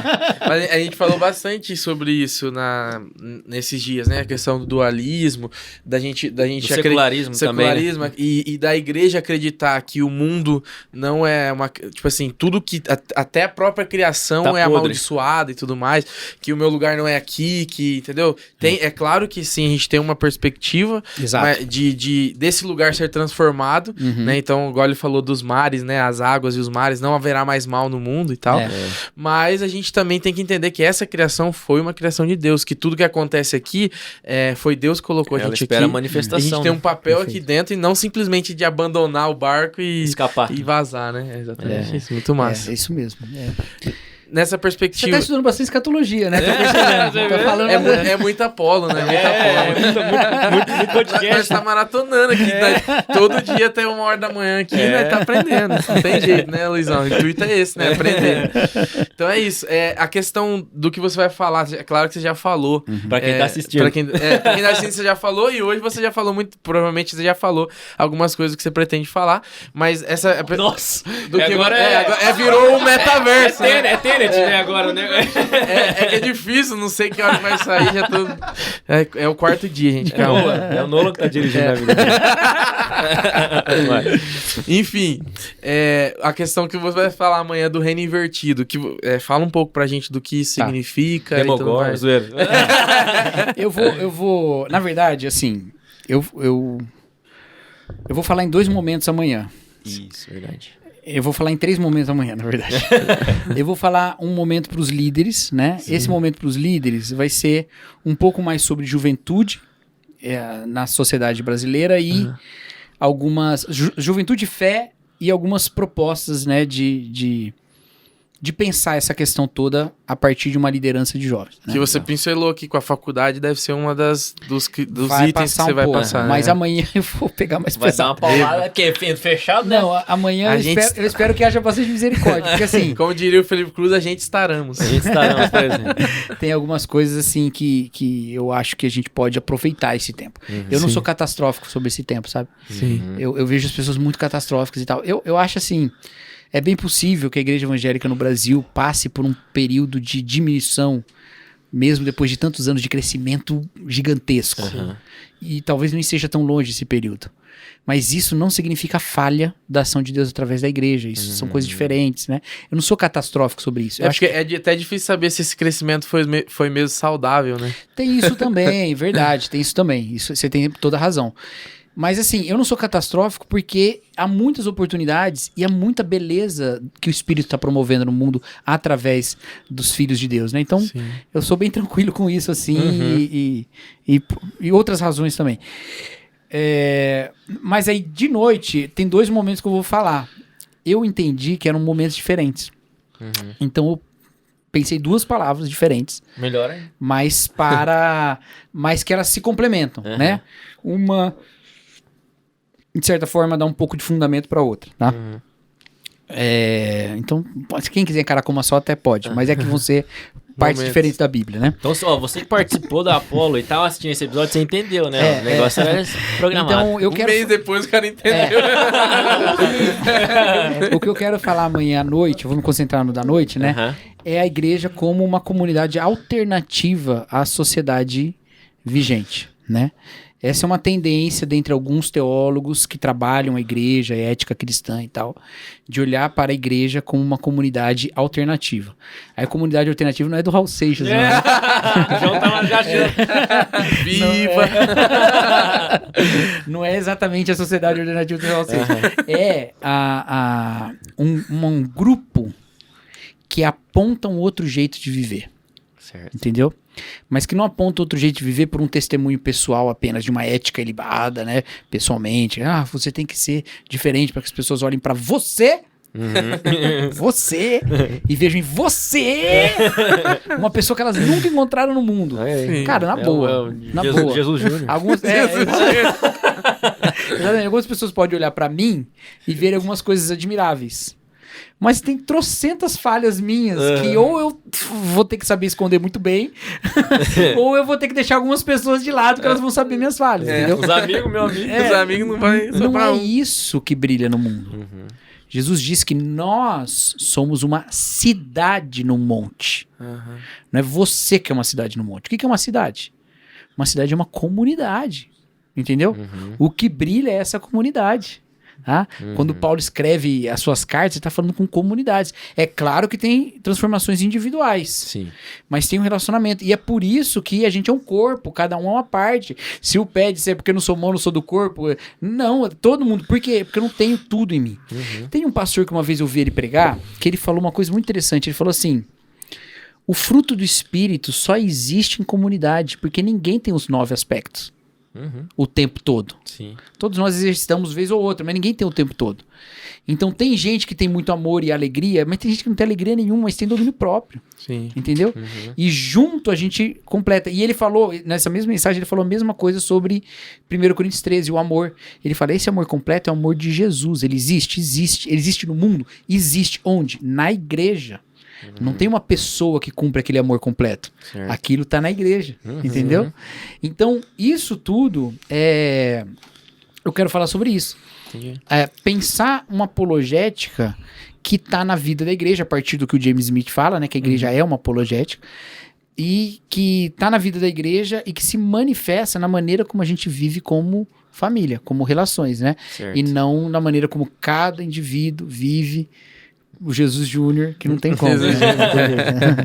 Legal. Entendi, é legal. Essa questão. Pode Pode falar. não, pode falar. Vai, não, Nossa, não, pode Vai, falar. quer que eu fale? Vai. Não, é que tem um dos subtemas, vamos dizer assim, que a gente tinha lá também, que é a questão do reino dos homens e o reino de Deus, né? Isso. E às vezes a gente pode entrar num trevo, né? Que o Brasil, natureza miscigenada. E às vezes o cara entra, né? Pô, isso aqui é de Deus mesmo, igual até a questão do secularismo, né? Como que a gente pode, não sei se classificar, mas identificar, né? O aspecto do reino de Deus e o aspecto do reino caído, do reino dos homens, assim. Não sei se é essa vertente que você tinha intenção de abordar, né? Mas...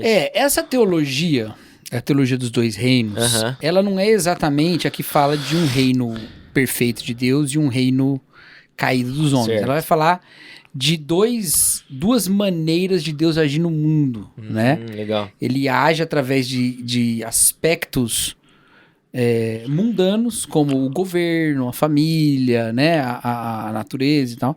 E ele age a partir de aspectos da graça, né? Especial Que e daí é tal. o reino de Deus. É. Entendi. Mas tem os aspectos, obviamente, caídos e tudo mais, né? Eu acredito que esse é um tema muito importante pro nosso tempo, porque a gente tá colocando a fé nas coisas erradas também, né? A gente tem uma... Tá pisando em ovos, Pisando em menino. Muitos ovos. É um galinheiro aqui, ó. Ovos de escorpião. Não, vamos lá, eu vou ser claro aqui. Qualquer coisa mete no Revolução dos Bichos, tá tudo certo. A gente tem um problema da nossa ação como evangélicos no Brasil hoje, de não confiar muito no poder transformador do evangelho. Entendeu? Então, o que o evangélico quer do Brasil? O evangélico quer que todo brasileiro faça tudo o que um evangélico faz. Ele quer que o brasileiro só possa ver na TV o que um evangélico pode ver, né? Só se relacione com pessoas que o evangélico pode se relacionar, só consuma o que o evangélico pode consumir. E a única coisa que o evangélico não faz é pregar o evangelho pra essa pessoa se tornar evangélica. Entendi. Entendeu? Meio Não que... prega. Ele quer transformar ela inteira por fora, sem que a mensagem vá ao coração. Cara. E, na verdade, o que a gente vê Jesus fazendo é o contrário.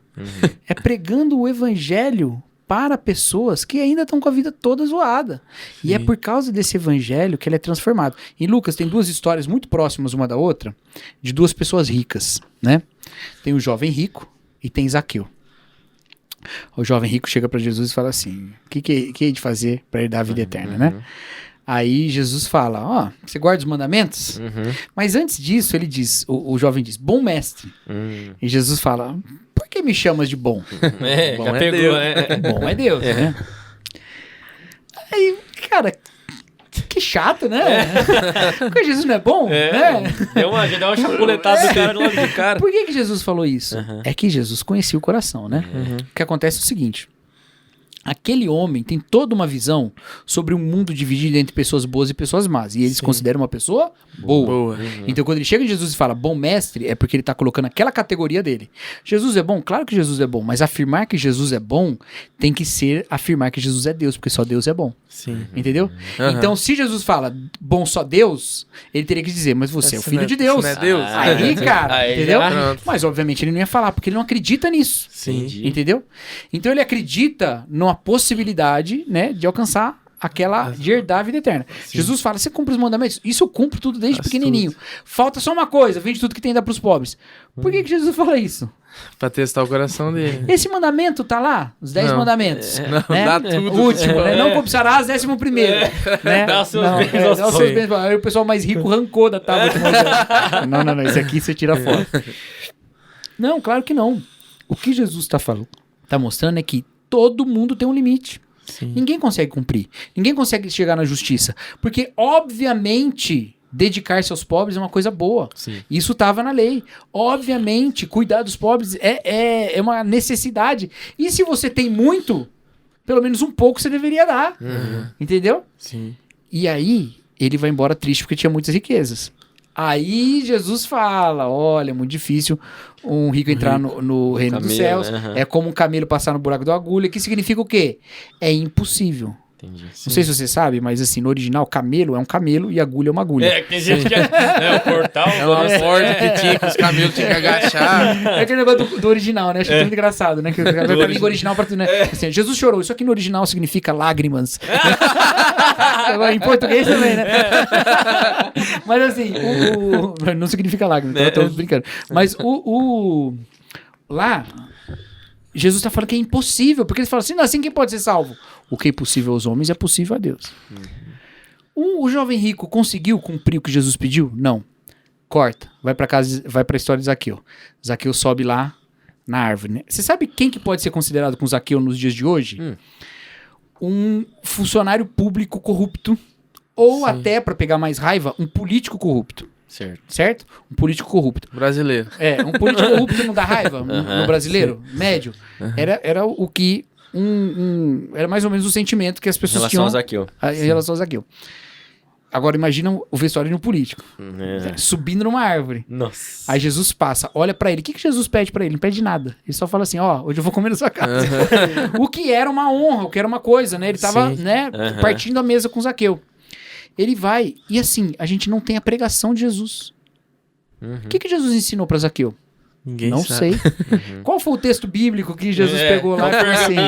Veja o profeta Isaías, né? Começa. Não tem. Qual que é o testemunho que a gente tem de que Jesus é Salvador? É que Zaqueu, depois de almoçar com Jesus, de jantar com Jesus, ele diz, olha, se eu roubei alguém eu vou devolver 4 vezes mais. E metade dos meus bens eu vou dar para os pobres. Obediência simples. Jesus não pediu para ele nada do que ele pediu pro jovem rico. Mas ele fez constrangido pelo evangelho. Sim. O que mudou primeiro em Zaqueu? A parte de fora, para ele parecer um santo? Ou o coração? O coração. O coração mudou primeiro. E porque o coração mudou, que Jesus não pediu para ele, ele falou, metade do que eu tenho vai para os pobres, se eu roubei alguém eu vou dar 4 vezes mais. Exatamente. Entendeu? É isso.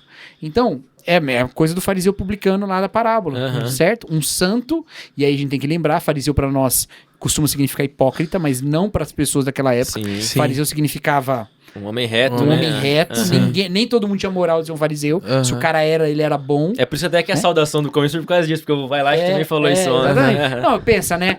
Pensa lá, se eu falei que o publicano é um político corrupto, pensa que o fariseu é um grande pregador de conferências de estádios que salva um monte de gente. Billy Graham. Tipo Billy Graham. Eu não tô falando que o Billy Graham é hipócrita como o cara. Não tô falando isso. Olha, mais um corte. Vamos cancelá-lo. Mas que existem hipócritas na posição que o Billy Graham ocupou, existem e existiram. E a gente tem vários exemplos disso na história, nem vou citar. Mas tem. Bota a sopradinha. Obrigado. Não. Gente que pregava um evangelho verdadeiro. E que depois foi visto os pecados que ele tinha oculto. Ah, entendi. Sim, Entendeu? Entendi. Tem vários, tá? Pega esses 2 caras. É isso que Jesus tá falando ali. Sim. Então é alguém que você fala, meu, Cara esse era- cara vai pro inferno direto, mas assim, é no Escorregador. tobogã, entendeu? E tem o outro cara que, meu Deus, como age através da vida dele. Caramba. Isso aí é o que tá acontecendo ali. Entendi. Por quê? Porque o coração quebrantado diante de Deus, dentro do coração. A gente tá muito preocupado em formar as pessoas por fora e não tá preocupado no caráter que vem de dentro. Entendeu? Tanto que Jesus, né, não era facilmente reconhecido, porque ele parecia muito com o pessoal da É. época, né? Mas dentro ele era Deus, né? É. Que doideira. Tem uma música do... Inclusive eu mandei pra galera no Ano Novo, do Vilela. Não sei se você conhece o Vilela, o rapper. Você sabe, né? Vilela? É o... Não conheço. Eu conheço só a Ana Ou Vilela. tô falando errado. Ou Não, Vilela é sobre do podcast. O amigo do... Que foi É no Projeto Vilela, Lucas. É Vilela, né? Agora você tá falando errado. É, né? Que aí ele fala que ele quer ser confundido com o pecador. Eu falei, mano, o que ele tá falando nessa música, né? Mas aí eu fui entender. E, cara, é muito lindo. É uma música sensacional. Sim. Essa é... Mas é isso, né? A gente falou de tanta coisa que eu já nem sei mais. Mas isso, amanhã eu vou falar sobre isso. Sermos uma Entendi. sociedade alternativa à sociedade do mundo. A gente se guia muito por padrões do mundo, né? As nossas estruturas eclesiásticas são parecidas com estruturas do mundo. A gente tem diretores, a semelhança das diretorias de departamento de empresa, né? A gente tem cargo, administração parecido com a administração de empresa. Isso para ficar no básico, que nem é Sim. pecado. Isso. Mas só mostra que muitas vezes a nossa mente não tá na matriz correta. Tem um amigo meu que ele sempre fala isso, né? Que a igreja é matriz familiar, não é matriz empresarial, né? E a gente pode até emprestar, porque na Bíblia a gente vê empréstimos, né? Linguagem tipo de governo, né? Soldados e tal, Sim. né? Tem empréstimo sim, mas a gente tem que entender essa natureza distinta da igreja. Então é por aí que eu pretendo ir amanhã, em duas palavras, em livros diferentes da Bíblia e com ênfases diferentes. Show de bola. Você, como amigo do Bibo, né? Vai encerrar aqui, que a gente viu nos temas que eles mandaram, que tá, né, na palestra, o sofrimento pelo reino. Então daria pra você dar uma pincelada, né? O Deus que destrói sonhos. Dar uma pincelada no que você vai falar em relação a essa parte do E sofrimento. até também eu acho que casa com o que o Vailate ministrou na Apolo, né? A questão do problema do mal, que muitas vezes o cristão acredita que por ser cristão não vai ser atingido por mal, sofrimento, né? E não né? quer sofrer e tal. Isso não é Em cristianismo, que contexto você pretende falar isso aí com o pessoal? Esse contexto aqui. Não, vamos lá. Então eu vou dar um spoiler direto. né? Pode falar. Até agora eu só circulei. Aqui você Não, pode... porque vocês vão estar amanhã, não quero estragar a esperança. pra gente, entendi. O cara é bravo, o cara é bravo. Top. Mas eu vou dar um spoilerzinho aqui. Aham. Uma das palavras que eu vou dar amanhã é com base no livro de Atos. Eu vou cometer essa ousadia de eu, Batista, falar de Atos numa Assembleia de Deus. Nossa. Olha aí. É ousado, Chama né? Atos 2 lá, Vai porra. Vai passar, vai passar. Vai passando, vai pular. Aí ele vai do 1 pro 3. Ninguém sabe o quanto. E você sabe que tem em Atos tem aquela história dos discípulos de João Batista, né? Que aí perguntam lá pra eles, né? Vocês receberam o Espírito Santo? Eles falam, nunca ouvimos nem sabemos quem é. Eu falei, será que era um batista? Ele só vai ler esse texto de Atos e, gente, é isso aí, pode ir embora. Mas o livro de Atos, ele é um dos livros mais subversivos da Bíblia. Se o imperador romano tivesse lido o livro de Atos, eu acho que ele faria bem em mandar queimar todos os exemplares. Porque realmente é um livro muito subversivo. Vejam. Como é que era o Império Romano? O Império Romano ele era todo estruturado ao redor de uma cidade, Roma. Roma era essa joia, esse orgulho, essa coisa, entendeu? Então a cidadania romana era uma coisa a se prezar muito, sabe? As cidades que eram fundadas no Império Romano, não aquelas que já existiam e eram conquistadas, mas que eram fundadas, elas eram copiadas ao estilo romano.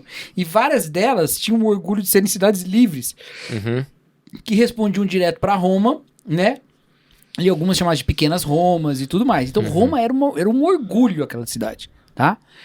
De Roma saía o poder para o mundo todo.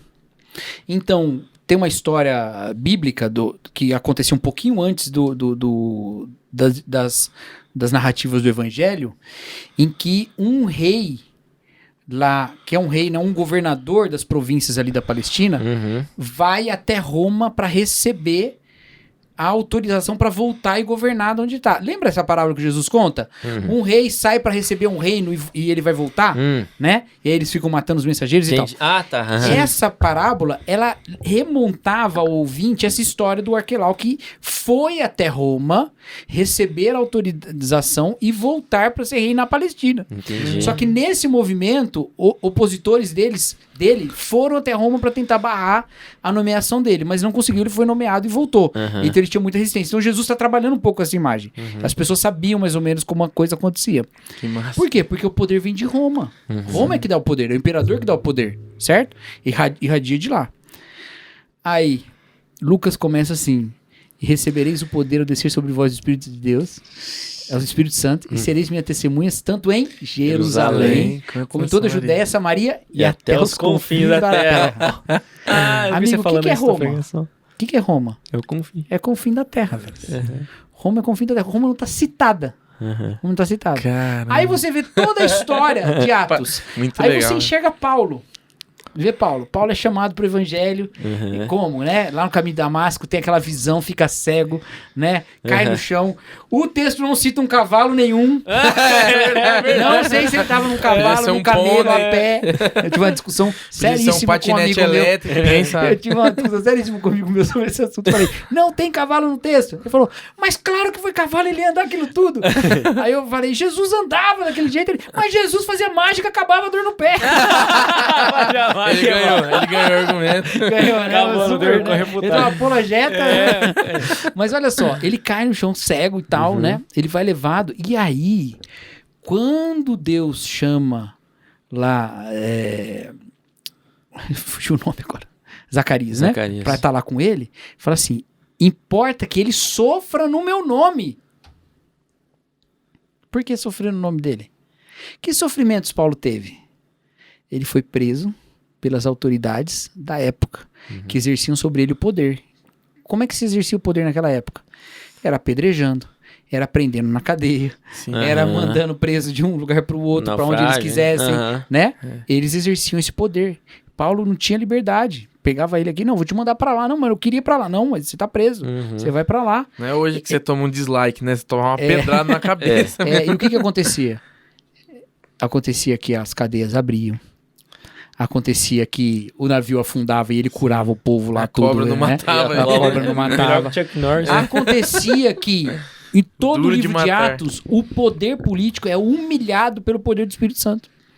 É por isso que quando chega lá no capítulo 17, os homens de Tessalônica falam, esses que têm transtornado o mundo chegaram aqui, porque eles estão virando o mundo de ponta cabeça. Da onde vem o poder? De Roma. Mas o poder deles vem de Jerusalém, do quinto lá do império, entendeu? Lá do finalzinho. E aí eles vêm com o poder do Espírito quebrando cadeia do Império Romano. E aí, com requintes de ironia, Lucas termina o livro com Paulo preso em Roma. Aí você fala, então o Império ganhou, Paulo tá preso. Não, porque Lucas escreve assim. E ele falava do Evangelho com toda a liberdade. Entendeu? Que, inclusive, quando ele ficou preso, os dois... ele foi amarrado, né? Não sei se já foi nessa vez, foi antes. Mas ele foi amarrado e ele evangelizou os Ele caras, fala aos tá? filipenses, né? Que toda a guarda pretoriana conhecia Jesus por causa das suas algemas, né? Imparável, né? Entendeu? Mas ele falando que ele tá preso e tá Nossa. pregando com liberdade. O que ele queria desde o início? Qual que era o objetivo desse povo todo? Vocês serão minhas testemunhas. Quem impediu deles serem testemunhas? Nenhum poder humano, porque até preso ele continua sendo testemunha. Por quê? Porque o poder do Espírito continua agindo através dele. Então sofrer pelo reino faz parte desse caminho. Aí qual que é o problema? A gente olha lá pra igreja de Atos 2, tá? Olha lá, linda, maravilhosa, né? Nossa, eles eram maravilhosos. Ou Atos 4 também, né? Que lindo, olha, eles tinham tudo em comum, né? Vendiam, dividiam entre si. E Chama no Ananias. eles estavam unidos, né? Na doutrina dos apóstolos, no partir do pão, nas orações. Coisa linda, maravilhosa. A gente fala, essa é a igreja que a gente quer ser. Ao mesmo tempo, a gente se reúne e fala assim, irmãos, a liberdade dos cristãos está sendo tolhida no Brasil. Se continuar desse jeito, não vai mais poder ser crente. Poder falar mais Aí eu nada. fico pensando assim, mas cara, no Império Romano podia ser crente. E aquela igreja lá estava no contexto da perseguição. Eu não tô falando que eu quero perseguição, não. Eu tô dizendo o seguinte, a gente passa mais tempo temendo a perseguição do que tentando ser a igreja de Atos. E a igreja de Atos foi a igreja de Atos na perseguição. A gente não devia estar preocupado com isso, porque se a gente for sofrer pelo reino, vai ser sofrendo pelo reino que o testemunho de Deus vai se manifestar. Sim. Pega lá Tessalônica. Paulo estava lá em Tessalônica, pregou o evangelho 3 semanas, 3 sábados seguidos, aí os judeus lá, uma parte dos judeus, né, porque uma parte se converteu, uma parte lá que não gostou dele, juntou os arruaceiros lá da cidade, foram atrás dele, pegaram, aí não conseguiram pegar Paulo, pegaram Jason, levaram lá, esse que tem transtornado o mundo chegaram também aqui, e Jason os acolheu e tal, eles pregam o outro rei que não César, certo? Paulo foi embora. Uma igreja com 3 semanas de vida, Tessalônica, ficou lá, com uma comunidade inteira contra eles, denunciando nas autoridades da cidade que eles estavam indo contra o imperador. Aí você pega a primeira carta de Paulo aos Tessalonicenses, considerada uma das cartas mais antigas do Novo Testamento. Paulo escreve para eles e fala assim, olha, eu sempre lembro de vocês, da fé operante, do amor voluntarioso, da perseverança que vem da esperança. E vocês testemunham da maneira que vivem, de maneira que quando eu vou na Macedônia ou na Caia, eu não preciso mais pregar o evangelho. Porque as pessoas vendo o que aconteceu com vocês, já buscam essa vida. Vendo a igreja já. Rapaz. Sim. Aí ele diz assim, vocês se tornaram nossos imitadores e do Senhor, porque receberam a palavra com alegria, mesmo em meio à perseguição. Como é que aquela igreja imitou Jesus? Imitou Paulo e Jesus? Recebendo a palavra no meio da perseguição. Tem aspectos de Jesus que a gente só imita quando sofre perseguição. A igreja fica desesperada porque ela vai ser perseguida. Isso não é uma ênfase do Novo Testamento. Jesus, quando falou de perseguição, falou, vai vir, velho. Ele não falou assim, olha, se você puder, evita. Não, ele falou, vai vir. E Pedro reforça também, né, na Ásia Menor, lá na primeira carta de Pedro. Perfeito. É mais um desespero perfeito. de perder o conforto do que de prejudicar o evangelho. Porque no fundo a gente sabe que talvez a idolatria vai com certeza prejudicar mais do que a perseguição. Né? Exatamente. A gente ama mais o contexto em que a gente tá do que, de fato, o chamado que a gente tem. E aí, olha só, Pedro, né? Como é que Pedro orienta aquela igreja a resistir à perseguição? E ali era pesado, viu? Como é que ele orienta aqueles irmãos ali a resistir à perseguição? Ele diz assim, quando falarem mal de vocês, façam bem para que eles sejam envergonhados nas suas palavras. Certo? Sim. Aí tem um vídeo do Porta dos Fundos, a gente desespera. Meu Deus, o que estão falando dos crentes? Amigo, vive o bem para que Eles sejam se envergonhados, envergonham. né? Aí ele diz, se vocês fizeram bem, quem vai tratar vocês mal? Mas ainda que vocês sofram por causa da justiça, vale a pena. Certo? E é nesse contexto que ele diz, estejam preparados para responder a qualquer um que perguntar a razão da esperança que há em vocês. Que é o tema versículo do de Apolo. apologética muito citado, né? Então, pra quem que ele tá falando isso? Pra uma igreja. Por que que as pessoas iam perguntar sobre esperança pra esses caras? Alguém te perguntou isso pra você? Nunca na minha vida. Ninguém chegou pra mim e falou assim, por que você tem tanta esperança? Sim. Né? Alguém poderia falar assim, por que você acredita tanto no Hexa? Porque eu acreditei até o final. Eu também. Foi uma esperança frustrada. 4 minutos, né? também. 3 minutos não dá, né, Depois cara? dos gols do Pombo, eu falei, né, nóis. Vai ter Não jeito. tem jeito, cara. Nossa. Pra um, né? Não, o gol do uma Neymar foi seleção um com golaço, camisa né? de toalha de pizzaria, né? Mas tá bom.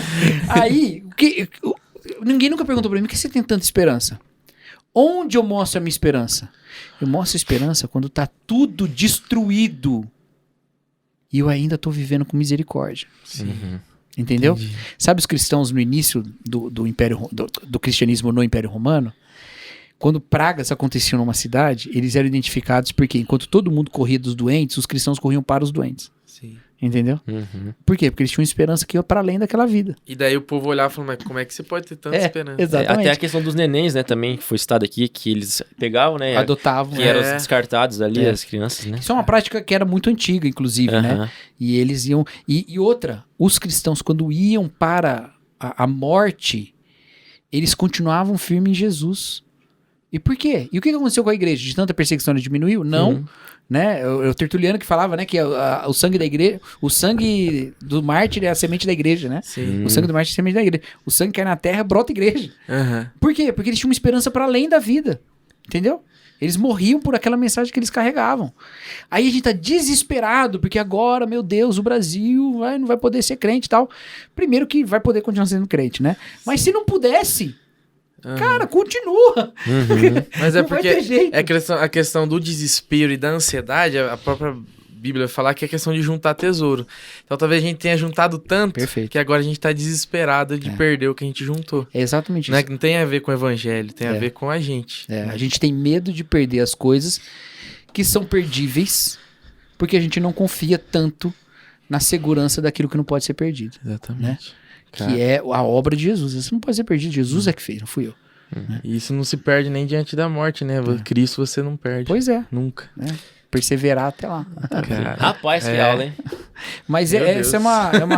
é uma coisa assim que nos desafia a encararmos a vida e aí com mais esperança e mais otimismo. E alegria, né? E alegria. Vamos lá, Eu tava Filipenses. pensando assim, a gente meio... Eu não sei se essa figura é boa, eu vou testar aqui. Vocês falam, se não for boa, vocês podem Tá falar. bom, beleza. Nós somos os... Eu acho que ela funciona, mas eu tô com medo. Mas Faz vou o dizer. piloto, então. Piloto é Imagina- MRTcast. Imagina que tá tendo uma guerra e uma cidade é bombardeada. E ela é bombardeada vários dias seguidos por semanas. Você não sabe quando vem um bombardeio e destrói, entendeu? E não tem aviso. Então não é assim todo dia. sim. Então, Mas... É incerto. de repente, num determinado momento, no escombro de um prédio, à noite, você olha e tem umas fogueiras acesas, um pessoal cantando e dançando. Se você olha para esse povo, você vai dizer, esse povo sabe alguma coisa que eu não sei. Verdade. A primeira coisa que você vai pensar é, eu acho que a guerra acabou. Você entendeu? Porque acho à que a gente noite eles ganhou. estão falando, eis-me aqui, né? Tipo assim, olha pra mim, Eu tem sou- um fogo aqui. Tá vendo? Eles, entendeu? Eles têm uma esperança, a guerra acabou, eles têm alguma notícia. A gente tem uma notícia de que a guerra acabou, cara. Claro que a gente ainda Cara, tem, né? Sim. Mas, cara, a gente tá celebrando, a gente tá vencendo. sim. Isso é uma figura, eu sei que ela é, É boa. limitada. Boa, É boa, tá pode boa. usar, pode Muito usar. boa. pode usar. Ela é limitada, tá? Ela é limitada porque a guerra acabou em partes, né? Sim, sim. Eu tenho outra melhor que eu vou usar Mas amanhã. nós sabemos do final. Ele não vai contar. Mas nós sabemos o final da guerra, então a gente já sabe quando. Exatamente, exatamente. exatamente. Entendeu? Esse é uma questão. Então, assim, a esperança que nós temos ela é testemunhada pela maneira como a gente vive em comunidade. Entendeu? Um cara sozinho dizendo, não, tá tudo bem, aleluia, a gente vai pro céu. Ele é um louco. Mas uma comunidade celebrando a Deus, né? Ela é um conjunto de esperança, né? Então, é isso. Sensacional. Cara, bravo demais. Demais. Que Sensacional. aula. Que aula. E é o que ele escondeu o ouro, hein? Ele escondeu, Que amanhã- pra ele não, tá pra escondendo não o ouro. atrapalhar. Vocês são bons entrevistadores. Conseguiram me ressaltar. Ai, Pra que não honra. atrapalhar nossa experiência amanhã, né? Cara, pior que os caras que fazem análise de filme lá, sem spoiler. Como é que analisa o filme Sem nerd, sem spoiler. Como é que ana- Fizemos. Ah, é verdade. Mas a gente avisou, né? Que a gente fez um episódio aqui especial de Avatar. Com o Thiago, né? Com o Thiago, É, ele me contou. Mas eu Ó. não vi o episódio e não vi Avatar ainda. Então segurando. Nossa, é Eu não verdade. tava fraturado, né? É, ele ficou quebrado. quebrado nos dias. Mas, Cacau, cara, obrigado pela presença. Valeu, mano. Tá Foi sendo uma um honra. prazer pra nós. Espero que você esteja curtindo. Valeu. E a gente tem duas perguntas, né? Pra encerrar, finalizar. que são duas oficiais aqui do podcast. Opa! Faz a primeira hoje pra dar uma intercalada, que nos outros eu Beleza. fiz. Vai. Que a gente sempre pergunta pra todo mundo que vem é alguma experiência engraçada que você já teve no contexto da igreja, tá? Alguma véia caindo, sempre faz sucesso, a gente tropicando. Lembra de alguma coisa? Aí você quer de surpresa, a gente faz de surpresa pra pessoa ficar constrangida. Se você tá constrangido, funcionou. Não me faltam, mas agora eu tenho que exercitar aqui pra lembrar. Difícil, fica tranquilo. É. Mas tem tempo. Meia-noite e 8. Enquanto isso, tranquilo. ó, vem. Tem algumas que são impublicáveis. Enquanto isso, vamos falar de coisa boa, gente. A Top Term. Fala dos patrocínios. É verdade, vamos aproveitar então, agradecer. Agradecer o gente boa que tá patrocinando a gente aí desde o começo. Vai De novo, pensando. falamos no começo do episódio. Saindo Logos Decor, Logos que Decor. vai, né, dar uma força pra nós. Numa coisa Com que vai certeza. acontecer daqui a uns dias, né? Sim. Talvez até no próximo. Não vou falar. E Deixa já, quieto. já, Próximo episódio. É. e já prometo que na próxima Apolo vai ter quadro pra sortear da Logos Decor. Já conversei com o Felipe Cruz. Prometeu, tá Ele gravado, prometeu, hein? Tá gravado. Pode, É. pode ter certeza. Então, A a claquete vai sair? Aquela é verdade, a claquete.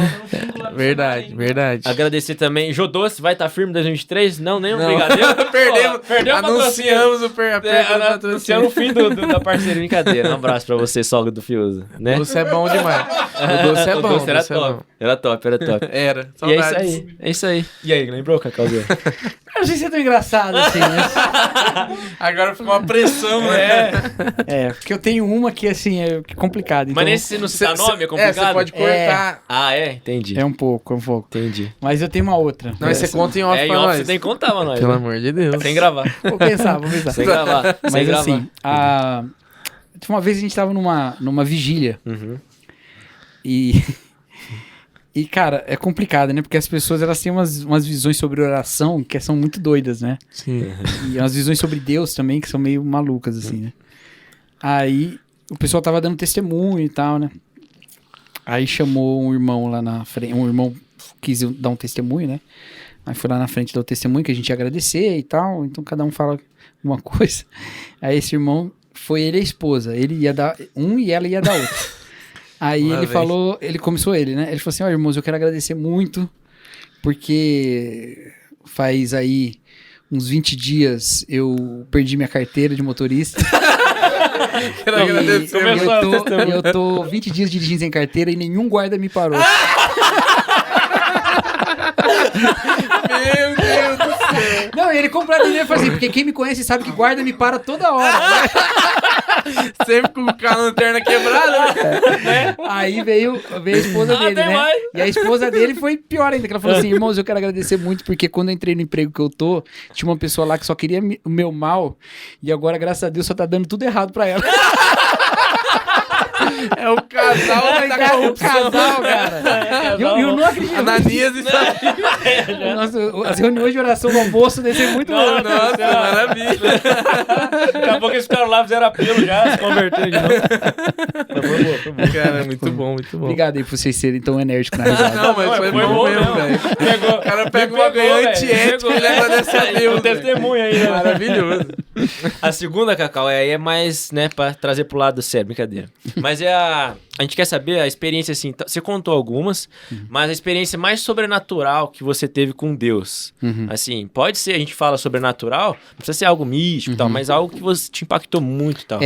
Essa minha experiência com Deus que eu comecei falando dela, né, que foi realmente a minha transformação de vida, ainda que ela antecedeu minhas crises, né? Mas ela foi muito importante, muito marcante até hoje. Ela foi num período muito curioso, assim. Eu não era seminarista nem nada, né? Eu passei a semana inteira lendo a Bíblia vorazmente, assim, mas lendo muito a Bíblia mesmo, meio que movido por um sentimento completionista, eu queria completar. Entendi. Não tava porque eu tava me alimentando, mas tava lendo, com certa devoção também. Às vezes assim, tô lendo meio com sono, vou continuar lendo só pra terminar, entendeu? Né? Bater a meta. Plano de leitura anual. Bater meta, exatamente. Mas tava lendo, tava lendo muito mesmo. E aí passou algumas coisas na minha vida não muito boas, assim, tristezas familiares, né? E a gente estava se preparando para um acampamento. E nessa preparação para o acampamento, um monte de confusão, e aí eu, né, tá absorvendo discussão, eu falando mal um do outro. Não. Porque não dá, cara, não dá pra tocar com esse cara, não. E aí a gente vai para esse acampamento, cara. E esse acampamento foi uma coisa, assim, impressionante. A gente teve um culto logo que chegou. Era um acampamento de fim de semana só, era sexta-noite até domingo à tarde. Teve um culto logo que chegou na sexta-noite.